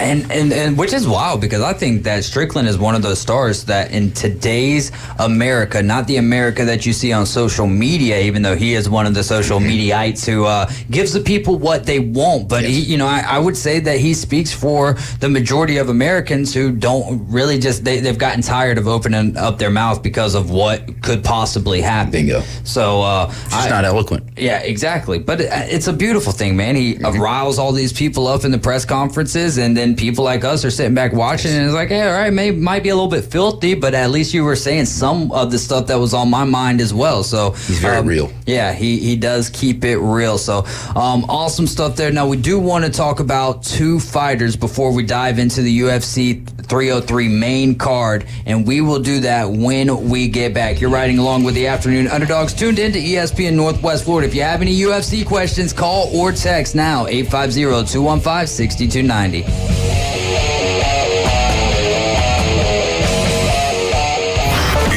ESPN Northwest Florida, available on all your devices. Connected. Hear your favorite sports talk hosts. The Coach James Hale Show. You're listening to the Inside Drive live. The Afternoon Underdogs. And your favorite teams. Braves win it! We're live on the app. Tune in, Alexa, ESPNPC.com, Facebook, YouTube, and in your car at 101.9 and 104.3. Wherever you go, there we are. ESPN Northwest Florida. This is Joanna with your latest forecast on ESPN Northwest Florida this Friday. For tonight, light sprinkles and possible thunderstorms and a low of 82 with a gentle breeze out of the south-southwest at 10 miles per hour. Tomorrow morning, very light rain and a chance of thunderstorms with temps around 87. In the afternoon and evening, possible thunderstorms and mostly sunshine and a temperature near 88. This forecast is brought to you by Earthworks of Northwest Florida. Thank you for tuning into ESPN Northwest Florida. Rely on it. Discover the new Kia during the Summer Sticker Sales event going on now at Bill Bird Kia. Our SUV family is built for all-in adventures and endless possibilities. Whether you're traveling on the highways or off-road, you'll do it with grace and grit. Now offering 1.9% APR for up to 48 months on the purchase of a new 2024 Kia Sorento or a new 2024 Kia Sportage. You'll get the perfect balance of comfort, safety, and technology. Bill Bird Kia is the home of the 20-year, 200,000-mile warranty. Stop by and see us at 2435 East 15th Street or anytime at BillBirdKiaPanamaCity.com. Now enjoy the view this summer because the road is yours in a brand new Kia from Bill Bird Kia. Offer from Kia Finance America for the purchase of a new 2024 Kia Sorento or new 2024 Kia Sportage with $2,165 per month per 1,000 financed and 48 months. Quantities limited. No down payment required. Cannot be combined with other finance offers. The 20-year, 200,000-mile warranty is a Bill Bird Kia warranty. See dealer for complete details. Offer for well-qualified buyers. Must take delivery from dealer stock through 7/8/24. You're riding shotgun with the Afternoon Underdogs. We're going to need some gas money. The Afternoon Underdogs. Fill her up, please. At 104.3 ESPN Northwest Florida. And we are back. You're in the doghouse riding along with the Afternoon Underdogs. Tuned in to ESPN Northwest Florida. Great opportunity. Another one for you to win a family 4-pack to go see the Atlanta Braves. Now, is this for an August game or is this for July 5th? July 5th. July 5th when they're taking on the Philadelphia Phillies, which I don't even know why we're giving you the presumed starting pitching matchup because we gave it to you last time with Max Fried and Jared Jones, and neither one of those guys are going tonight. It is going to be, presumably next week, Max Fried versus Aaron Nola. So that could also be another good one, but hopefully the Braves pull it out tonight. Coverage starts at 6 o'clock, first pitch tonight at 6:20. We're going to sneak in a keyword that when you're listening to the Braves broadcast, when you hear it, you text the number 850-215-6290 with that keyword, and you'll be entered in to win possibly a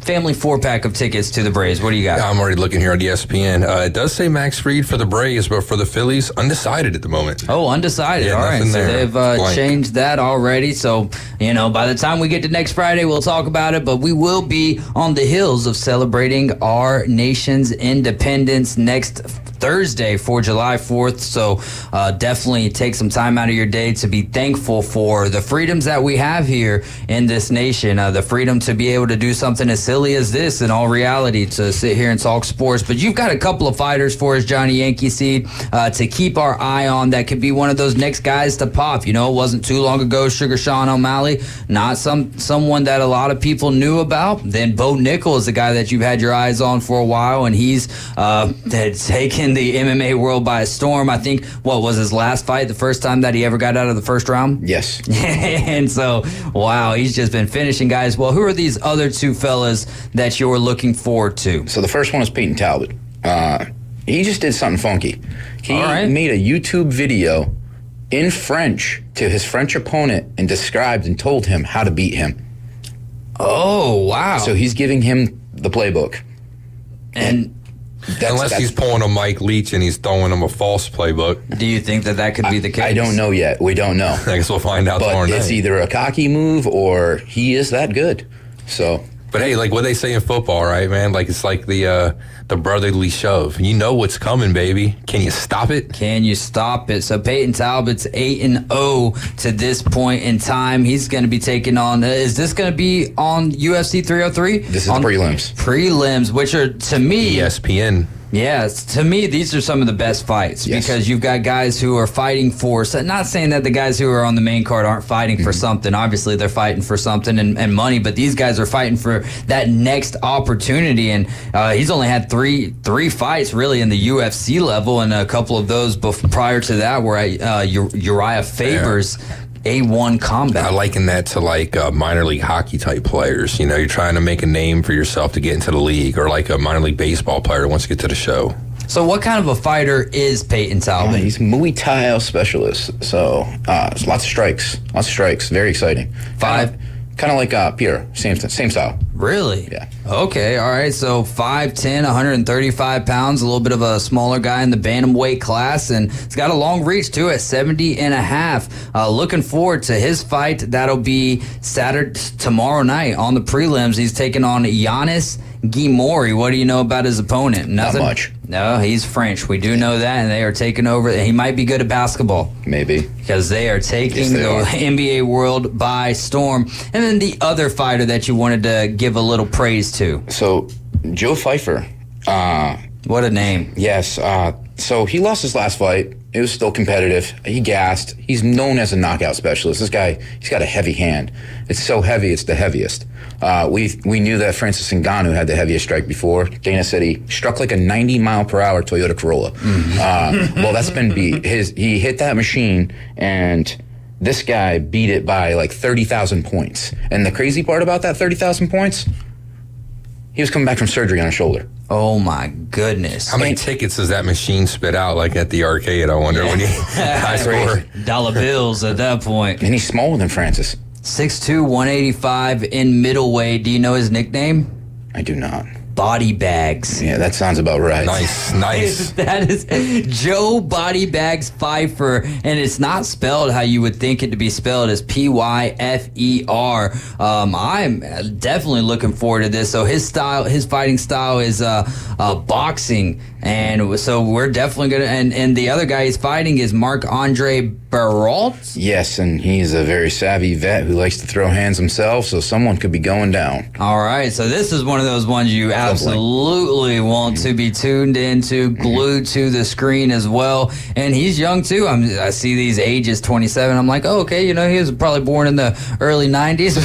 And he was, though. This guy, 96. The other fella, 25, 1998. Just makes you feel old looking at that. 12-3, though, for Pfeiffer. And a great nickname, Body Bags. And you think both of these guys are these guys that you would put wagers on? Oh, yes. Oh, yes. I would bet that fight to not go the distance. Not go the distance. There you go. We're going to have to get some of your favorite bets, too, from the card. But so is there anything else that we want to dive into before we dive into the main card here for UFC 303? That's pretty much it. All right, well, let's dive into it. I'll pull up the card over here, and we'll get ready for it, man. I enjoyed doing this with you because we text back and forth through a lot of these UFC events, and you bring things to my attention that I wasn't really paying attention to. Again, just kind of watching it like a casual, but you've really dived into this, the last 2 years or so? Is it longer than that? I've been watching for 20 years. And now he goes to the theater to watch. Are the theaters packed out when you're watching? Depends on the card. I think this one's going to be packed, but I've seen it half full. Usually it's pretty close to 90%. What is it that's different watching it in a theater compared to watching it at the house? I suggest that people, if they really want to get into the sport and pay attention, you need to turn that volume up. You need to listen to Joe Rogan. You need to listen to DC. Dominic Cruz, anyone who's at that booth, John Anik, listen to them, point out the things. Bisping. 100%. I know he's only got one eye, so it's hard to see, but he's a beast. But yeah, these guys are going to point out things to you that you may not see. They're going to call something like, hey, something might be wrong with his hand. And next thing you know, like, this is a great time for a head kick. 30 seconds later, boom. Head kick. Boom. Boom, head kick. that's how you start to learn how to predict this and see how it's going to go. And that's what I've done. And at the movie theater, I can dive in because the volume's loud. I can hear everything. I'm focused. See everything on a huge screen. Yes, it's great. Where you go to some of these restaurants that do it, and can I get one of those boxes so I can hear no, nothing. And not just that, but then you got people, and I feel like when you go to those restaurants, it's like people are amped up to want to fight themselves in there.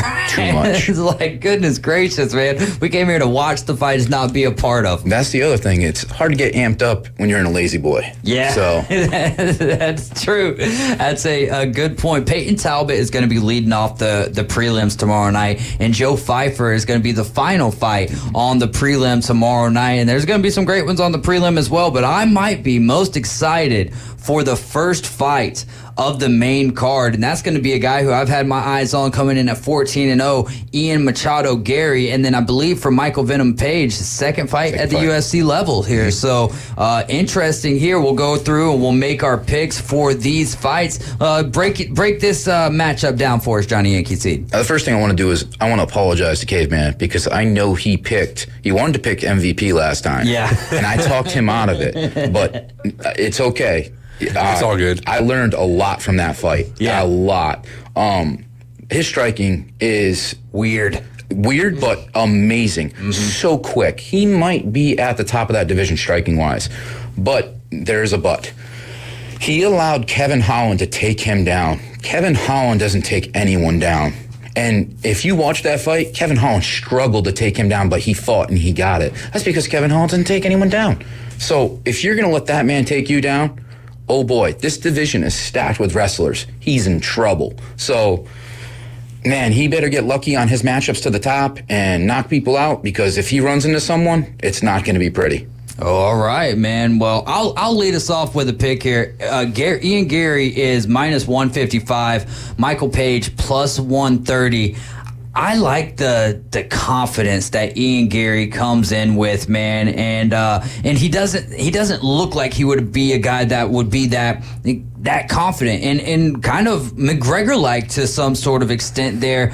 I'm gonna ride with Ian Machado Gary here, especially with the age being 26 years old, MVP up there at 37. So I'm gonna go with the younger fella in this particular fight. For me, I'm going to go back to where I was at last time. Johnny Yankee talked me out of it. Yeah. Talk about it again. So, because of that, I'm going to go back to where I was originally. I'll probably end up losing, this pick right here, but I'm going to go MVP. This fight's hard. There's two fights, maybe three fights on this main card I see as 50-50, and this is hard. That's which makes for a great card, right? Love it. Yeah, love it. I'm going to go with Ian Gary myself because I'm Irish. He's Irish. There you go. You got to get a little love there. I got a quarter Irish in me, too. Yeah. I also don't like the British, so there's that. that. So the British are coming. The British are coming. Yeah. We're out of here. Yep. Where you at, Paul Revere? Let's go. Let's ride. Exactly. But I think Ian Gary is the only one who can make it physical. Like, he can push you up against the cage and throw some strikes on the cage. MVP's not physical. He wants his distance. He wants to make a masterpiece. I think Ian Gary can make this dirty. I haven't seen Ian Gary come close to losing yet, so he can. I'd say 1 out of every 3 fights, he can kind of get a little too cute and it can be a little boring. Yeah. But he's going to have to mix it up. He has no choice. This is a high level striking fight. So. And he's talked a lot. They both have talked a lot. So I saw them doing impersonations of each other. Mm-hmm. Yeah, it's kind of corny, but yeah, it was a little corny, especially Ian's of doing the impersonation of MVP was just kind of like dancing around like a Michael Jackson Thriller character or something. But yeah, that should be a great bout. And also with MVP, he's a kind of a guy like you mentioned with Sean Strickland that can just throw your timing all the way off. Yes. So we'll see about that. And then women's bantamweight fight, pretty close one here as well. Mara Bueno Silva, 10-3-1, going up against Macy Chiasson. Chiasson? Is that how it is? I'm sure it's probably like that. Like Chassin. There you go. 10-3. This man, she's got a height advantage too. Macy is 5'11". Myra is 5'6" there. So both of them 32. Reach advantage there for Macy. Who do you like in this one? Or what do you like from this matchup? I struggle with these fights. I don't want to seem like I'm sexist, but let's just keep it real here. The female fights can be a little rough to watch. Okay. I love when they show up and we have wars. Yes. It's very rare these days. It's getting better. I think 10, 20 more years, and I think you're going to see some crazy stuff because they've already proven in the last 10 years they've come so far. This one could be boring. You're talking about having maybe like another section of women involved. I just think the longer they train at gyms and the more this sport grows, the more eyes, the more freak athletes that come into the sport. Like Nunez? Yeah, oh, absolutely. Yeah. She's a beast. Respect. I mean, Thug Rose is another one who... Respect. Yeah, exactly. So maybe we get a war out of this one. I'm looking forward to it. Kyle Albritton says women call in and show him some hate. I'm okay with it. I can take it. I'm tough. There you go. All right, well, look here. We're going to continue on with this fight. Caveman Rick, you want to lead off? Let's see, between these two. The numbers are so close across the board. I mean, man, I'll make it easy. I'll take the American. I'll take Macy Chiasson, or how do you want to pronounce her last name? Chiasson. I like that, man. I'm going to go with Chiasson as well. Silva is from Brazil. Chiasson is from America. USA, baby. Couldn't get it done in soccer. We're losing all of our basketball spots to France. Embarrassing loss to Japan. Embarrassing loss on a national stage just between two candidates. And I'll go with the American here, Chiasson. So, Chiasson's got the advantage on the feet. It's not even close. Yeah. She's a heavy striker. Bueno Silva is BJJ. She's looking to obviously submit you. Chiasson's gotten better on the ground as well, so hopefully she can defend it, and this fight stays undefeated. We know who the winner is. So you're going Macy. And then Caveman Rig, you got Macy as well, and that'll take us to our third fight, which is going to be two guys I haven't really heard of, man. And one of them, I mean, both of them vets in the game, right? 35 years old. Anthony Smith fighting out of America. Roman Dolidze. Close. It's Dolidze? Dolidze.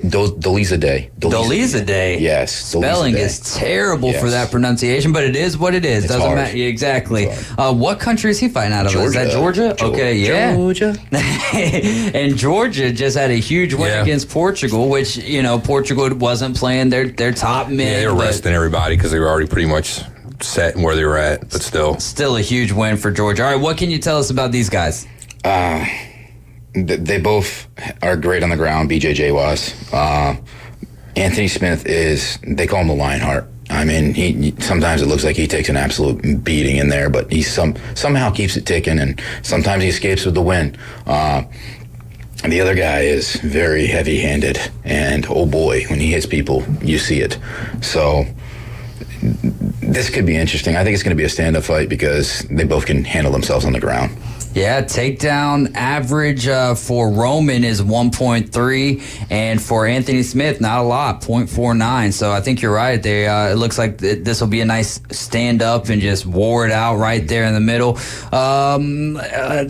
This is a tough one to make a pick. I think I'm going to go with the height advantage and the experience advantage. When you're talking about almost 40 fights just in wins and then 19 losses, you got more losses than your opponent has fights in totality. I'm going to go with the American, covered in tattoos, Anthony Smith. All right, for me, I'm going to go with the Georgian guy, Dolidze. You know, a lot of times those Eastern-type European dudes, man, they're just hardcore, man. They're tough to beat. Those guys are just, I can't describe it, man. They're indestructible, you know what I'm saying? Yeah. Like got Antimenium-type skeleton or like a Terminator. So, yeah, give me Dolidze. I'm going to go with Roman as well. It's very close. I think the longer the fight goes, the more it favors Smith. This Smith had too much mild on the chin. If he takes one shot, it could be over. I've also seen this dude get slaughtered, and the ref doesn't call it. So if you want to see a fight and want someone, like, please stop the fight, go over to share Anthony Smith. Oh, my goodness, man. Rough.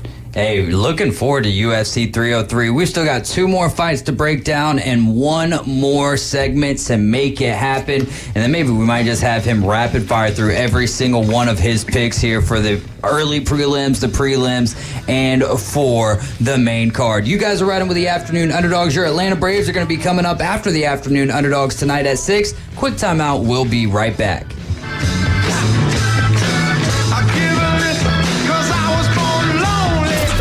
ESPN Northwest Florida. All right, Braves fans, tonight we have your chance to win a 4-pack of tickets to experience the Atlanta Braves play the Philadelphia Phillies Friday, July 5th at Truist Park.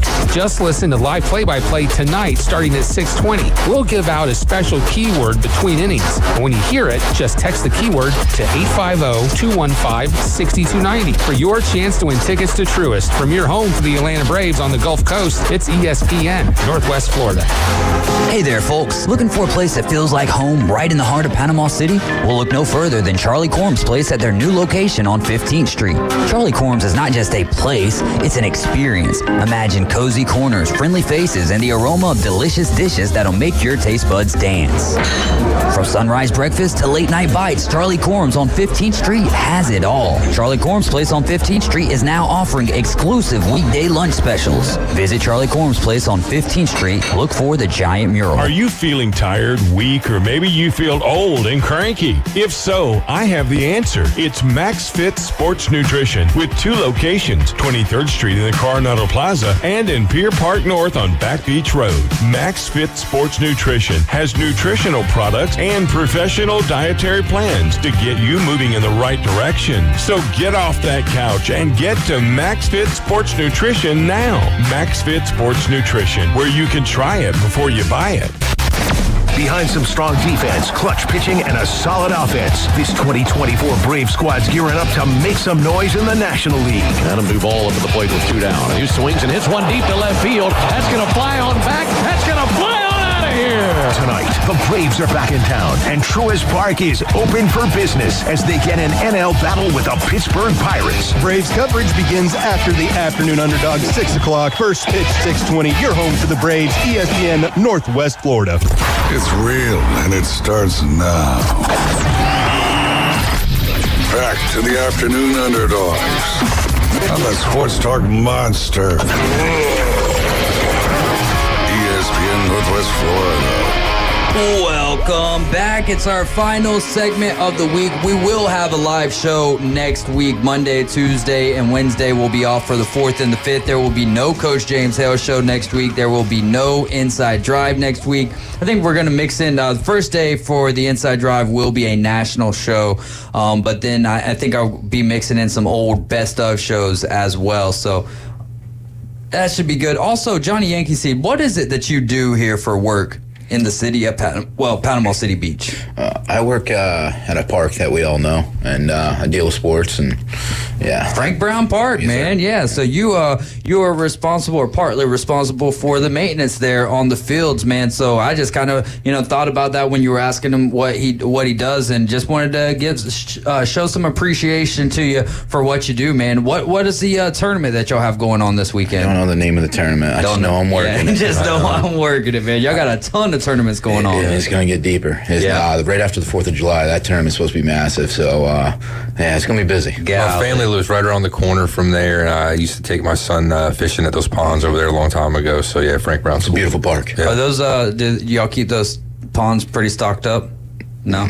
No. That's natural. That's all. Yeah, but I mean, here in the state of Florida, man, if you got water, dude, you got fish in there. Yes, sir. Like the bass, the what they call the brim, the sunfish and stuff. They find their way in there, man. They're all there. The guys I work with, man, they're great workers. We really hump there, and I know the people say it's a beautiful park, and I take pride in that. And I'm just one of many that work there. They're a beautiful place. It's been around for a long time. I mean, I played roller hockey back there, like in like '99, man, like years and years ago, dude. We were playing back then. So. Yeah, I know Ed Alf with the Spiders tournaments. He throws a lot of praise towards your guys' way and the guys. Do you do the turf fields as well over there? No, that's public sports park. Yeah, there. public sports park. County.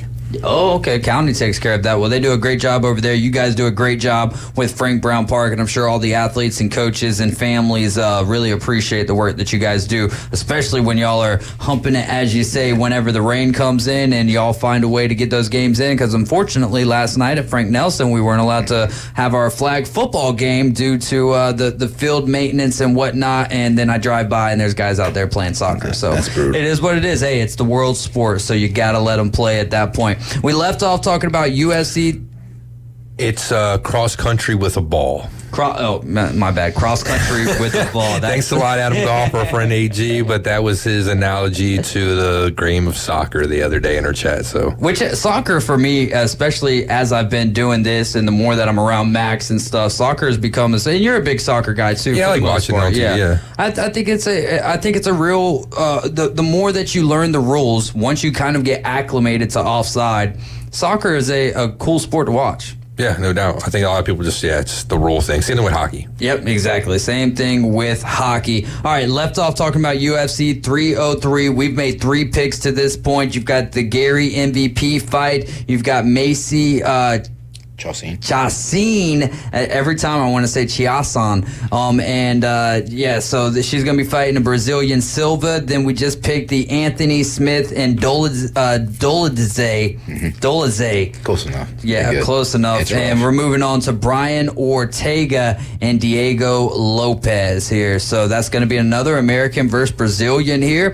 Who tell us about this matchup? So, Diego Lopez, he's Brazilian, but he fights out of Mexico. And Brian Ortega is a Mexican-American, and very proud of that. And these two men are very good. This could be the fight of the night, I think. This is the one I'm looking forward to the most. Diego Lopez, Lopes, I'm sorry. Oh, it's Lopes, it's not Lopez. I figured, but I've been on a tear messing up these names, so I just figured, hey, let's keep it consistent. That's my chicken scratch. I apologize. So he is 3-1 in the UFC. His only loss is to Movsar Evloev, and that was on 5 days' notice. And he went to war with this man, and that man is close to fighting for a belt himself. So it was a very close fight, one fight of the night. So Lopes is a BJJ black belt, and then Ortega is a first-degree black belt. I guess there's steps to the black belt. I'm not too big on that one. I just know that. Yeah, there's degrees. It's not like just a black belt. After that, you got steps that you can take for a black belt. Is the highest the 33rd degree? That's Mason 33. Yeah, if you're a Freemason. I was making a little joke there. So Ortega, Lopes, this should be a good one. Also, I mean, with Lopes, no takedown average, 0.00 for Ortega, 1.17. So one guy might be trying to get one guy to the ground, and the other guy's going to be running from him. I don't think it goes to the ground. I think it might get tried, and then they're both very well. They're both black belts. So I think Ortega's really good on the ground. Really good. So I don't know the level difference between the both of them on that. Yeah. But they both can strike, and I'm very excited. I think this is going to be a striking fight. Brian Ortega plus 120, Diego Lopes minus 140. I think I'm going to have to go with a favorite in this one. He's 5'11", that's 3 inches on him. He's got 3.5 inches of reach. Give me Diego Lopes here. Yeah, easy for me. I got the same thing. I got Diego winning this one. I've seen him fight a few times before. Dude's pretty hardcore. You can tell by his haircut, too. He doesn't got like the sides of his head shaved. Not like a mohawk, but kind of going that route. He's pretty intense guy. So, I'm going to go with him. I love both these fighters. Anytime I can see them fight, yes. More please. Golden Corral that sucker. I like both. I'm rooting for Lopes, but I'm going Ortega. The reason I'm rooting for Lopes over Ortega is Ortega's kind of had a few shots at the belt, and Volk messed him up pretty bad, and he came off a great war with Yair Rodriguez, a great win in Mexico. That was a phenomenal fight. I think he wins because that was some high-level stuff, and if he's anywhere close to that again, that's dangerous. The Lopes kid is young. I think Ortega's going to bring some things that he hasn't seen yet. So I think it's going to be a close fight. I'm rooting for him because I think he brings he can open the division more and get better matchups. So that's why I'm rooting for him. But I'm gonna if I push it in the corner, I'm going Ortega. Right. Who are you putting your money on? Well, it would be Ortega. Ortega. All right, and then we'll go to the main event, man. This is a big one. Alex Pereira going up against Yuri Prochazka. How close was that? Prochazka. Okay, all right, CH. Yeah, that makes sense. Prochazka, 6'4" for Alex Pereira. Prochazka, 6'3", both of them at 204. Pereira's got him by 5 years in age. Reach is Yuri's advantage, 1 inch there, 80 to 79. Neither one of these guys really do a lot of takedowns as well. Yuri a little bit closer to 1 at 0.79.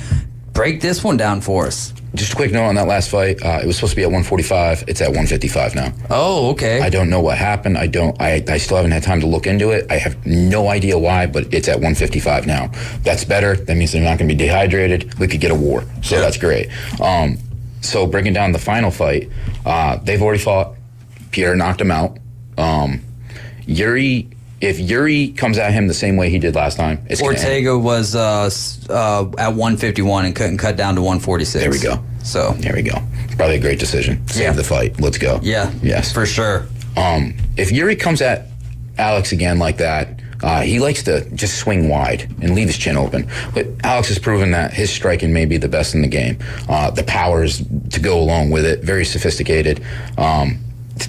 We could be looking at a UFC GOAT in the making here. Like, there's no one that's had the success that Pierre has had this quickly, this many fights, the who's of who he's fighting in multiple divisions. Like, this is a crazy run for him. This is generational. Like, if he was younger, we'd be talking, he could run the game for decades, you know? But he's not. He's older. He went and dominated kickboxing in 2 divisions and won 2 belts there, and then comes over and he's like, okay, let's try this, and look at him. And had a couple of fights with Izzy as well, not just at the UFC level, but in kickboxing 3-1 versus as well. him. I want to state that. 3-1 versus him. 3-1 versus Izzy. Very impressive stuff there. So this is also another war here that we're looking at? Yes. Between all of these fights, it looks like all of these are going to be a great card. Yeah. Yeah. A lot better than it was when it was first listed, because they saved this about 3 weeks ago. Conor cards are known as you're pretty much paying for him, because they're not going to let anyone else get paid. They got to give him all the money. Yeah. You know, so. How do you feel about him backing out with the toe injury? I support it. Yeah. I like Conor. I feel like we're probably never going to see him again. Oh, is that, you feel like that's it? He's so rich. Is he getting tired? A few years ago, he was the big guy, right? He was the big name. Then he likes his leg. Well, he did a movie, he's got his whiskey, but he hasn't been fighting. You know what I'm saying? He's a big name by name, but not by what he's done in the last few years, right? So he hasn't been able to fight because he broke his leg. He snapped it. It takes time to heal that. Right. He's got a steel rod in his leg. Yeah. I don't want to see that so bad. But what I'm saying is to be gone that long and then to expect and then to come back and you have these guys that are so hungry and they're they're badasses, you know what I'm saying? And then you've had this time off, you've had this cush lifestyle that you've kind of gotten used to over this time, and then you're expected to work your ass off and get back in the ring and to fight these guys that are probably a lot more hungrier than you are right now. I don't think in my opinion, I don't think we ever see Conor back like the Conor before. I don't think we see him go for a belt unless it's hey, we need a money fight real quick. I'll step in on short notice. You know, he's done that crazy stuff before. Yeah. When people blast him for pulling out, that's the first fight he's ever pulled out of. Right. He has been like, sure, I'll fight this guy. Yeah, I'll fight that guy. How about fighting a guy 2 weight classes above you? Sure, I'll do that. He did that with Nate Diaz. Who else does that? You're getting really close to an Irish accent. Yeah. No, rants are fine. Yeah. And so, but it's it almost is like the Irish is getting like you're drinking Jameson or something. I gotta be careful. The New England will come out. Yeah, there you go. But I think we could see him fight again. I hope we see him fight again. He brought this sport to where it is. He deserves that. He deserves that credit. Global. Where we're at globally because of him. I know people have all the things they want to say about him, chicken McNuggets, whatever. he brought the game to where it is right now. I'm not saying he's chicken, but like the fact that, like I said, yeah, you've been out for a while, you've gotten all this other success doing other things. He's getting old, essentially. Yeah, and like I said, I mean, you have all these new exciting fighters. I just don't see him being able to come back and bring it. I mean, he's just like, living off of, past recognition. I have conversations with my MMA buddies all the time back home, my buddy Josh, and we both agreed. If he comes back and fights Chandler and he loses, it's done. It's over. He has no business losing to Michael Chandler. Yeah. But then people are like, oh, he hasn't won in this long. Look at the names he's fought. He hasn't fought bums. He's fought guys that are going to be in the Hall of Fame. Mm-hmm. So to sit here and disrespect a man and say he still doesn't have it or he's done, that may be so. He may never get another belt, but he can still beat guys outside the top 5, guaranteed. Yeah. That man's left hand starches people. I saw that run at 145. It was impressive. No one was close. He starched Jose Aldo in 13 seconds. That guy is the GOAT of that division. And you even, going to boxing when he took on Mayweather. I thought it was competitive. I thought it was a lot more competitive than what I was kind of going into that fight expecting. He said he won one round. We all know that's a joke. Yeah, for sure. Do you think that maybe we see McGregor? We could see that. In the boxing world. I mean, him and one of the Diaz brothers. 2 fights on the UFC deals left. And they like to kind of hold you hostage a little bit. There was talks about him and Pacquiao. That'd be interesting. He's a little older, still has the skill. Maybe that's competitive. Maybe not. I doubt it now with Pacquiao. He's too old. He's been out of the game for too long. He's in politics. I think he'd still beat McGregor.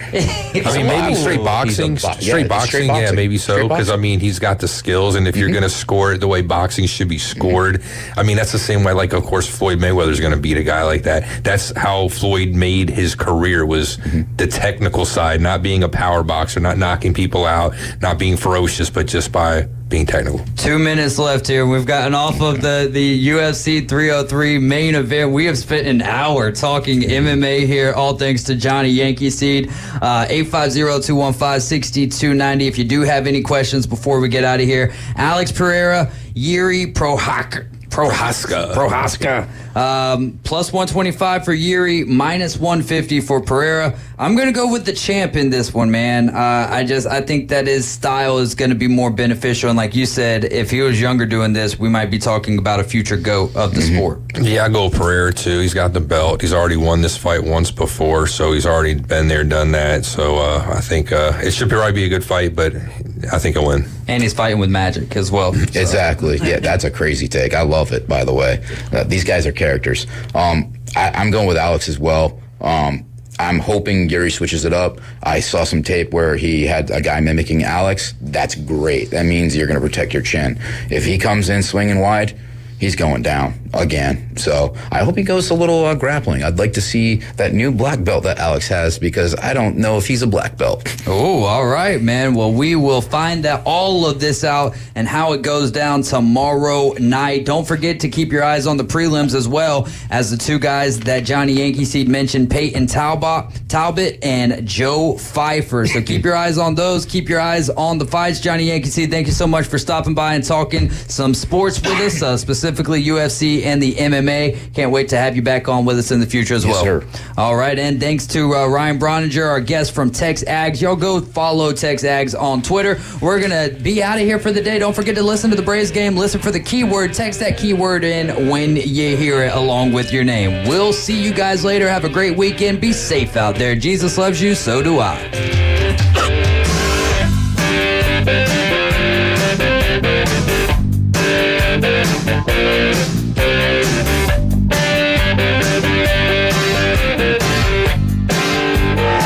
America's team plays here. Swing and a miss. Struck him out. That's number 10. The Atlanta Braves on ESPN Northwest Florida.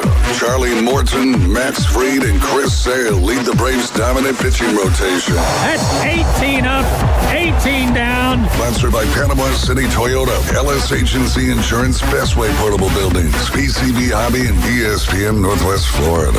Got him swinging, strike 3. This is Joanna with your latest forecast on ESPN Northwest Florida this Friday. For tonight, light sprinkles and possible thunderstorms and a low of 82 with a gentle breeze out of the south-southwest at 10 miles per hour. Tomorrow morning, very light rain and a chance of thunderstorms with temps around 87. In the afternoon and evening, possible thunderstorms and mostly sunshine and a temperature near 88. This forecast is brought to you by Earthworks of Northwest Florida. Thank you for tuning into ESPN Northwest Florida. Rely on it. Discover the new Kia during the summer sticker sales event going on now at Bill Bird Kia. Our SUV family is built for all-in adventures and endless possibilities. Whether you're traveling on the highways or off-road, you'll do it with grace and grit. Now offering 1.9% APR for up to 48 months on the purchase of a new 2024 Kia Sorento or a new 2024 Kia Sportage. You'll get the perfect balance of comfort, safety, and technology. Bill Bird Kia is the home of the 20-year, 200,000-mile warranty. Stop by and see us at 2435 East 15th Street or anytime at BillBirdKiaPanamaCity.com. Now enjoy the view this summer because the road is yours in a brand new Kia from Bill Bird Kia. Offer from Kia Finance America for the purchase of a new 2024 Kia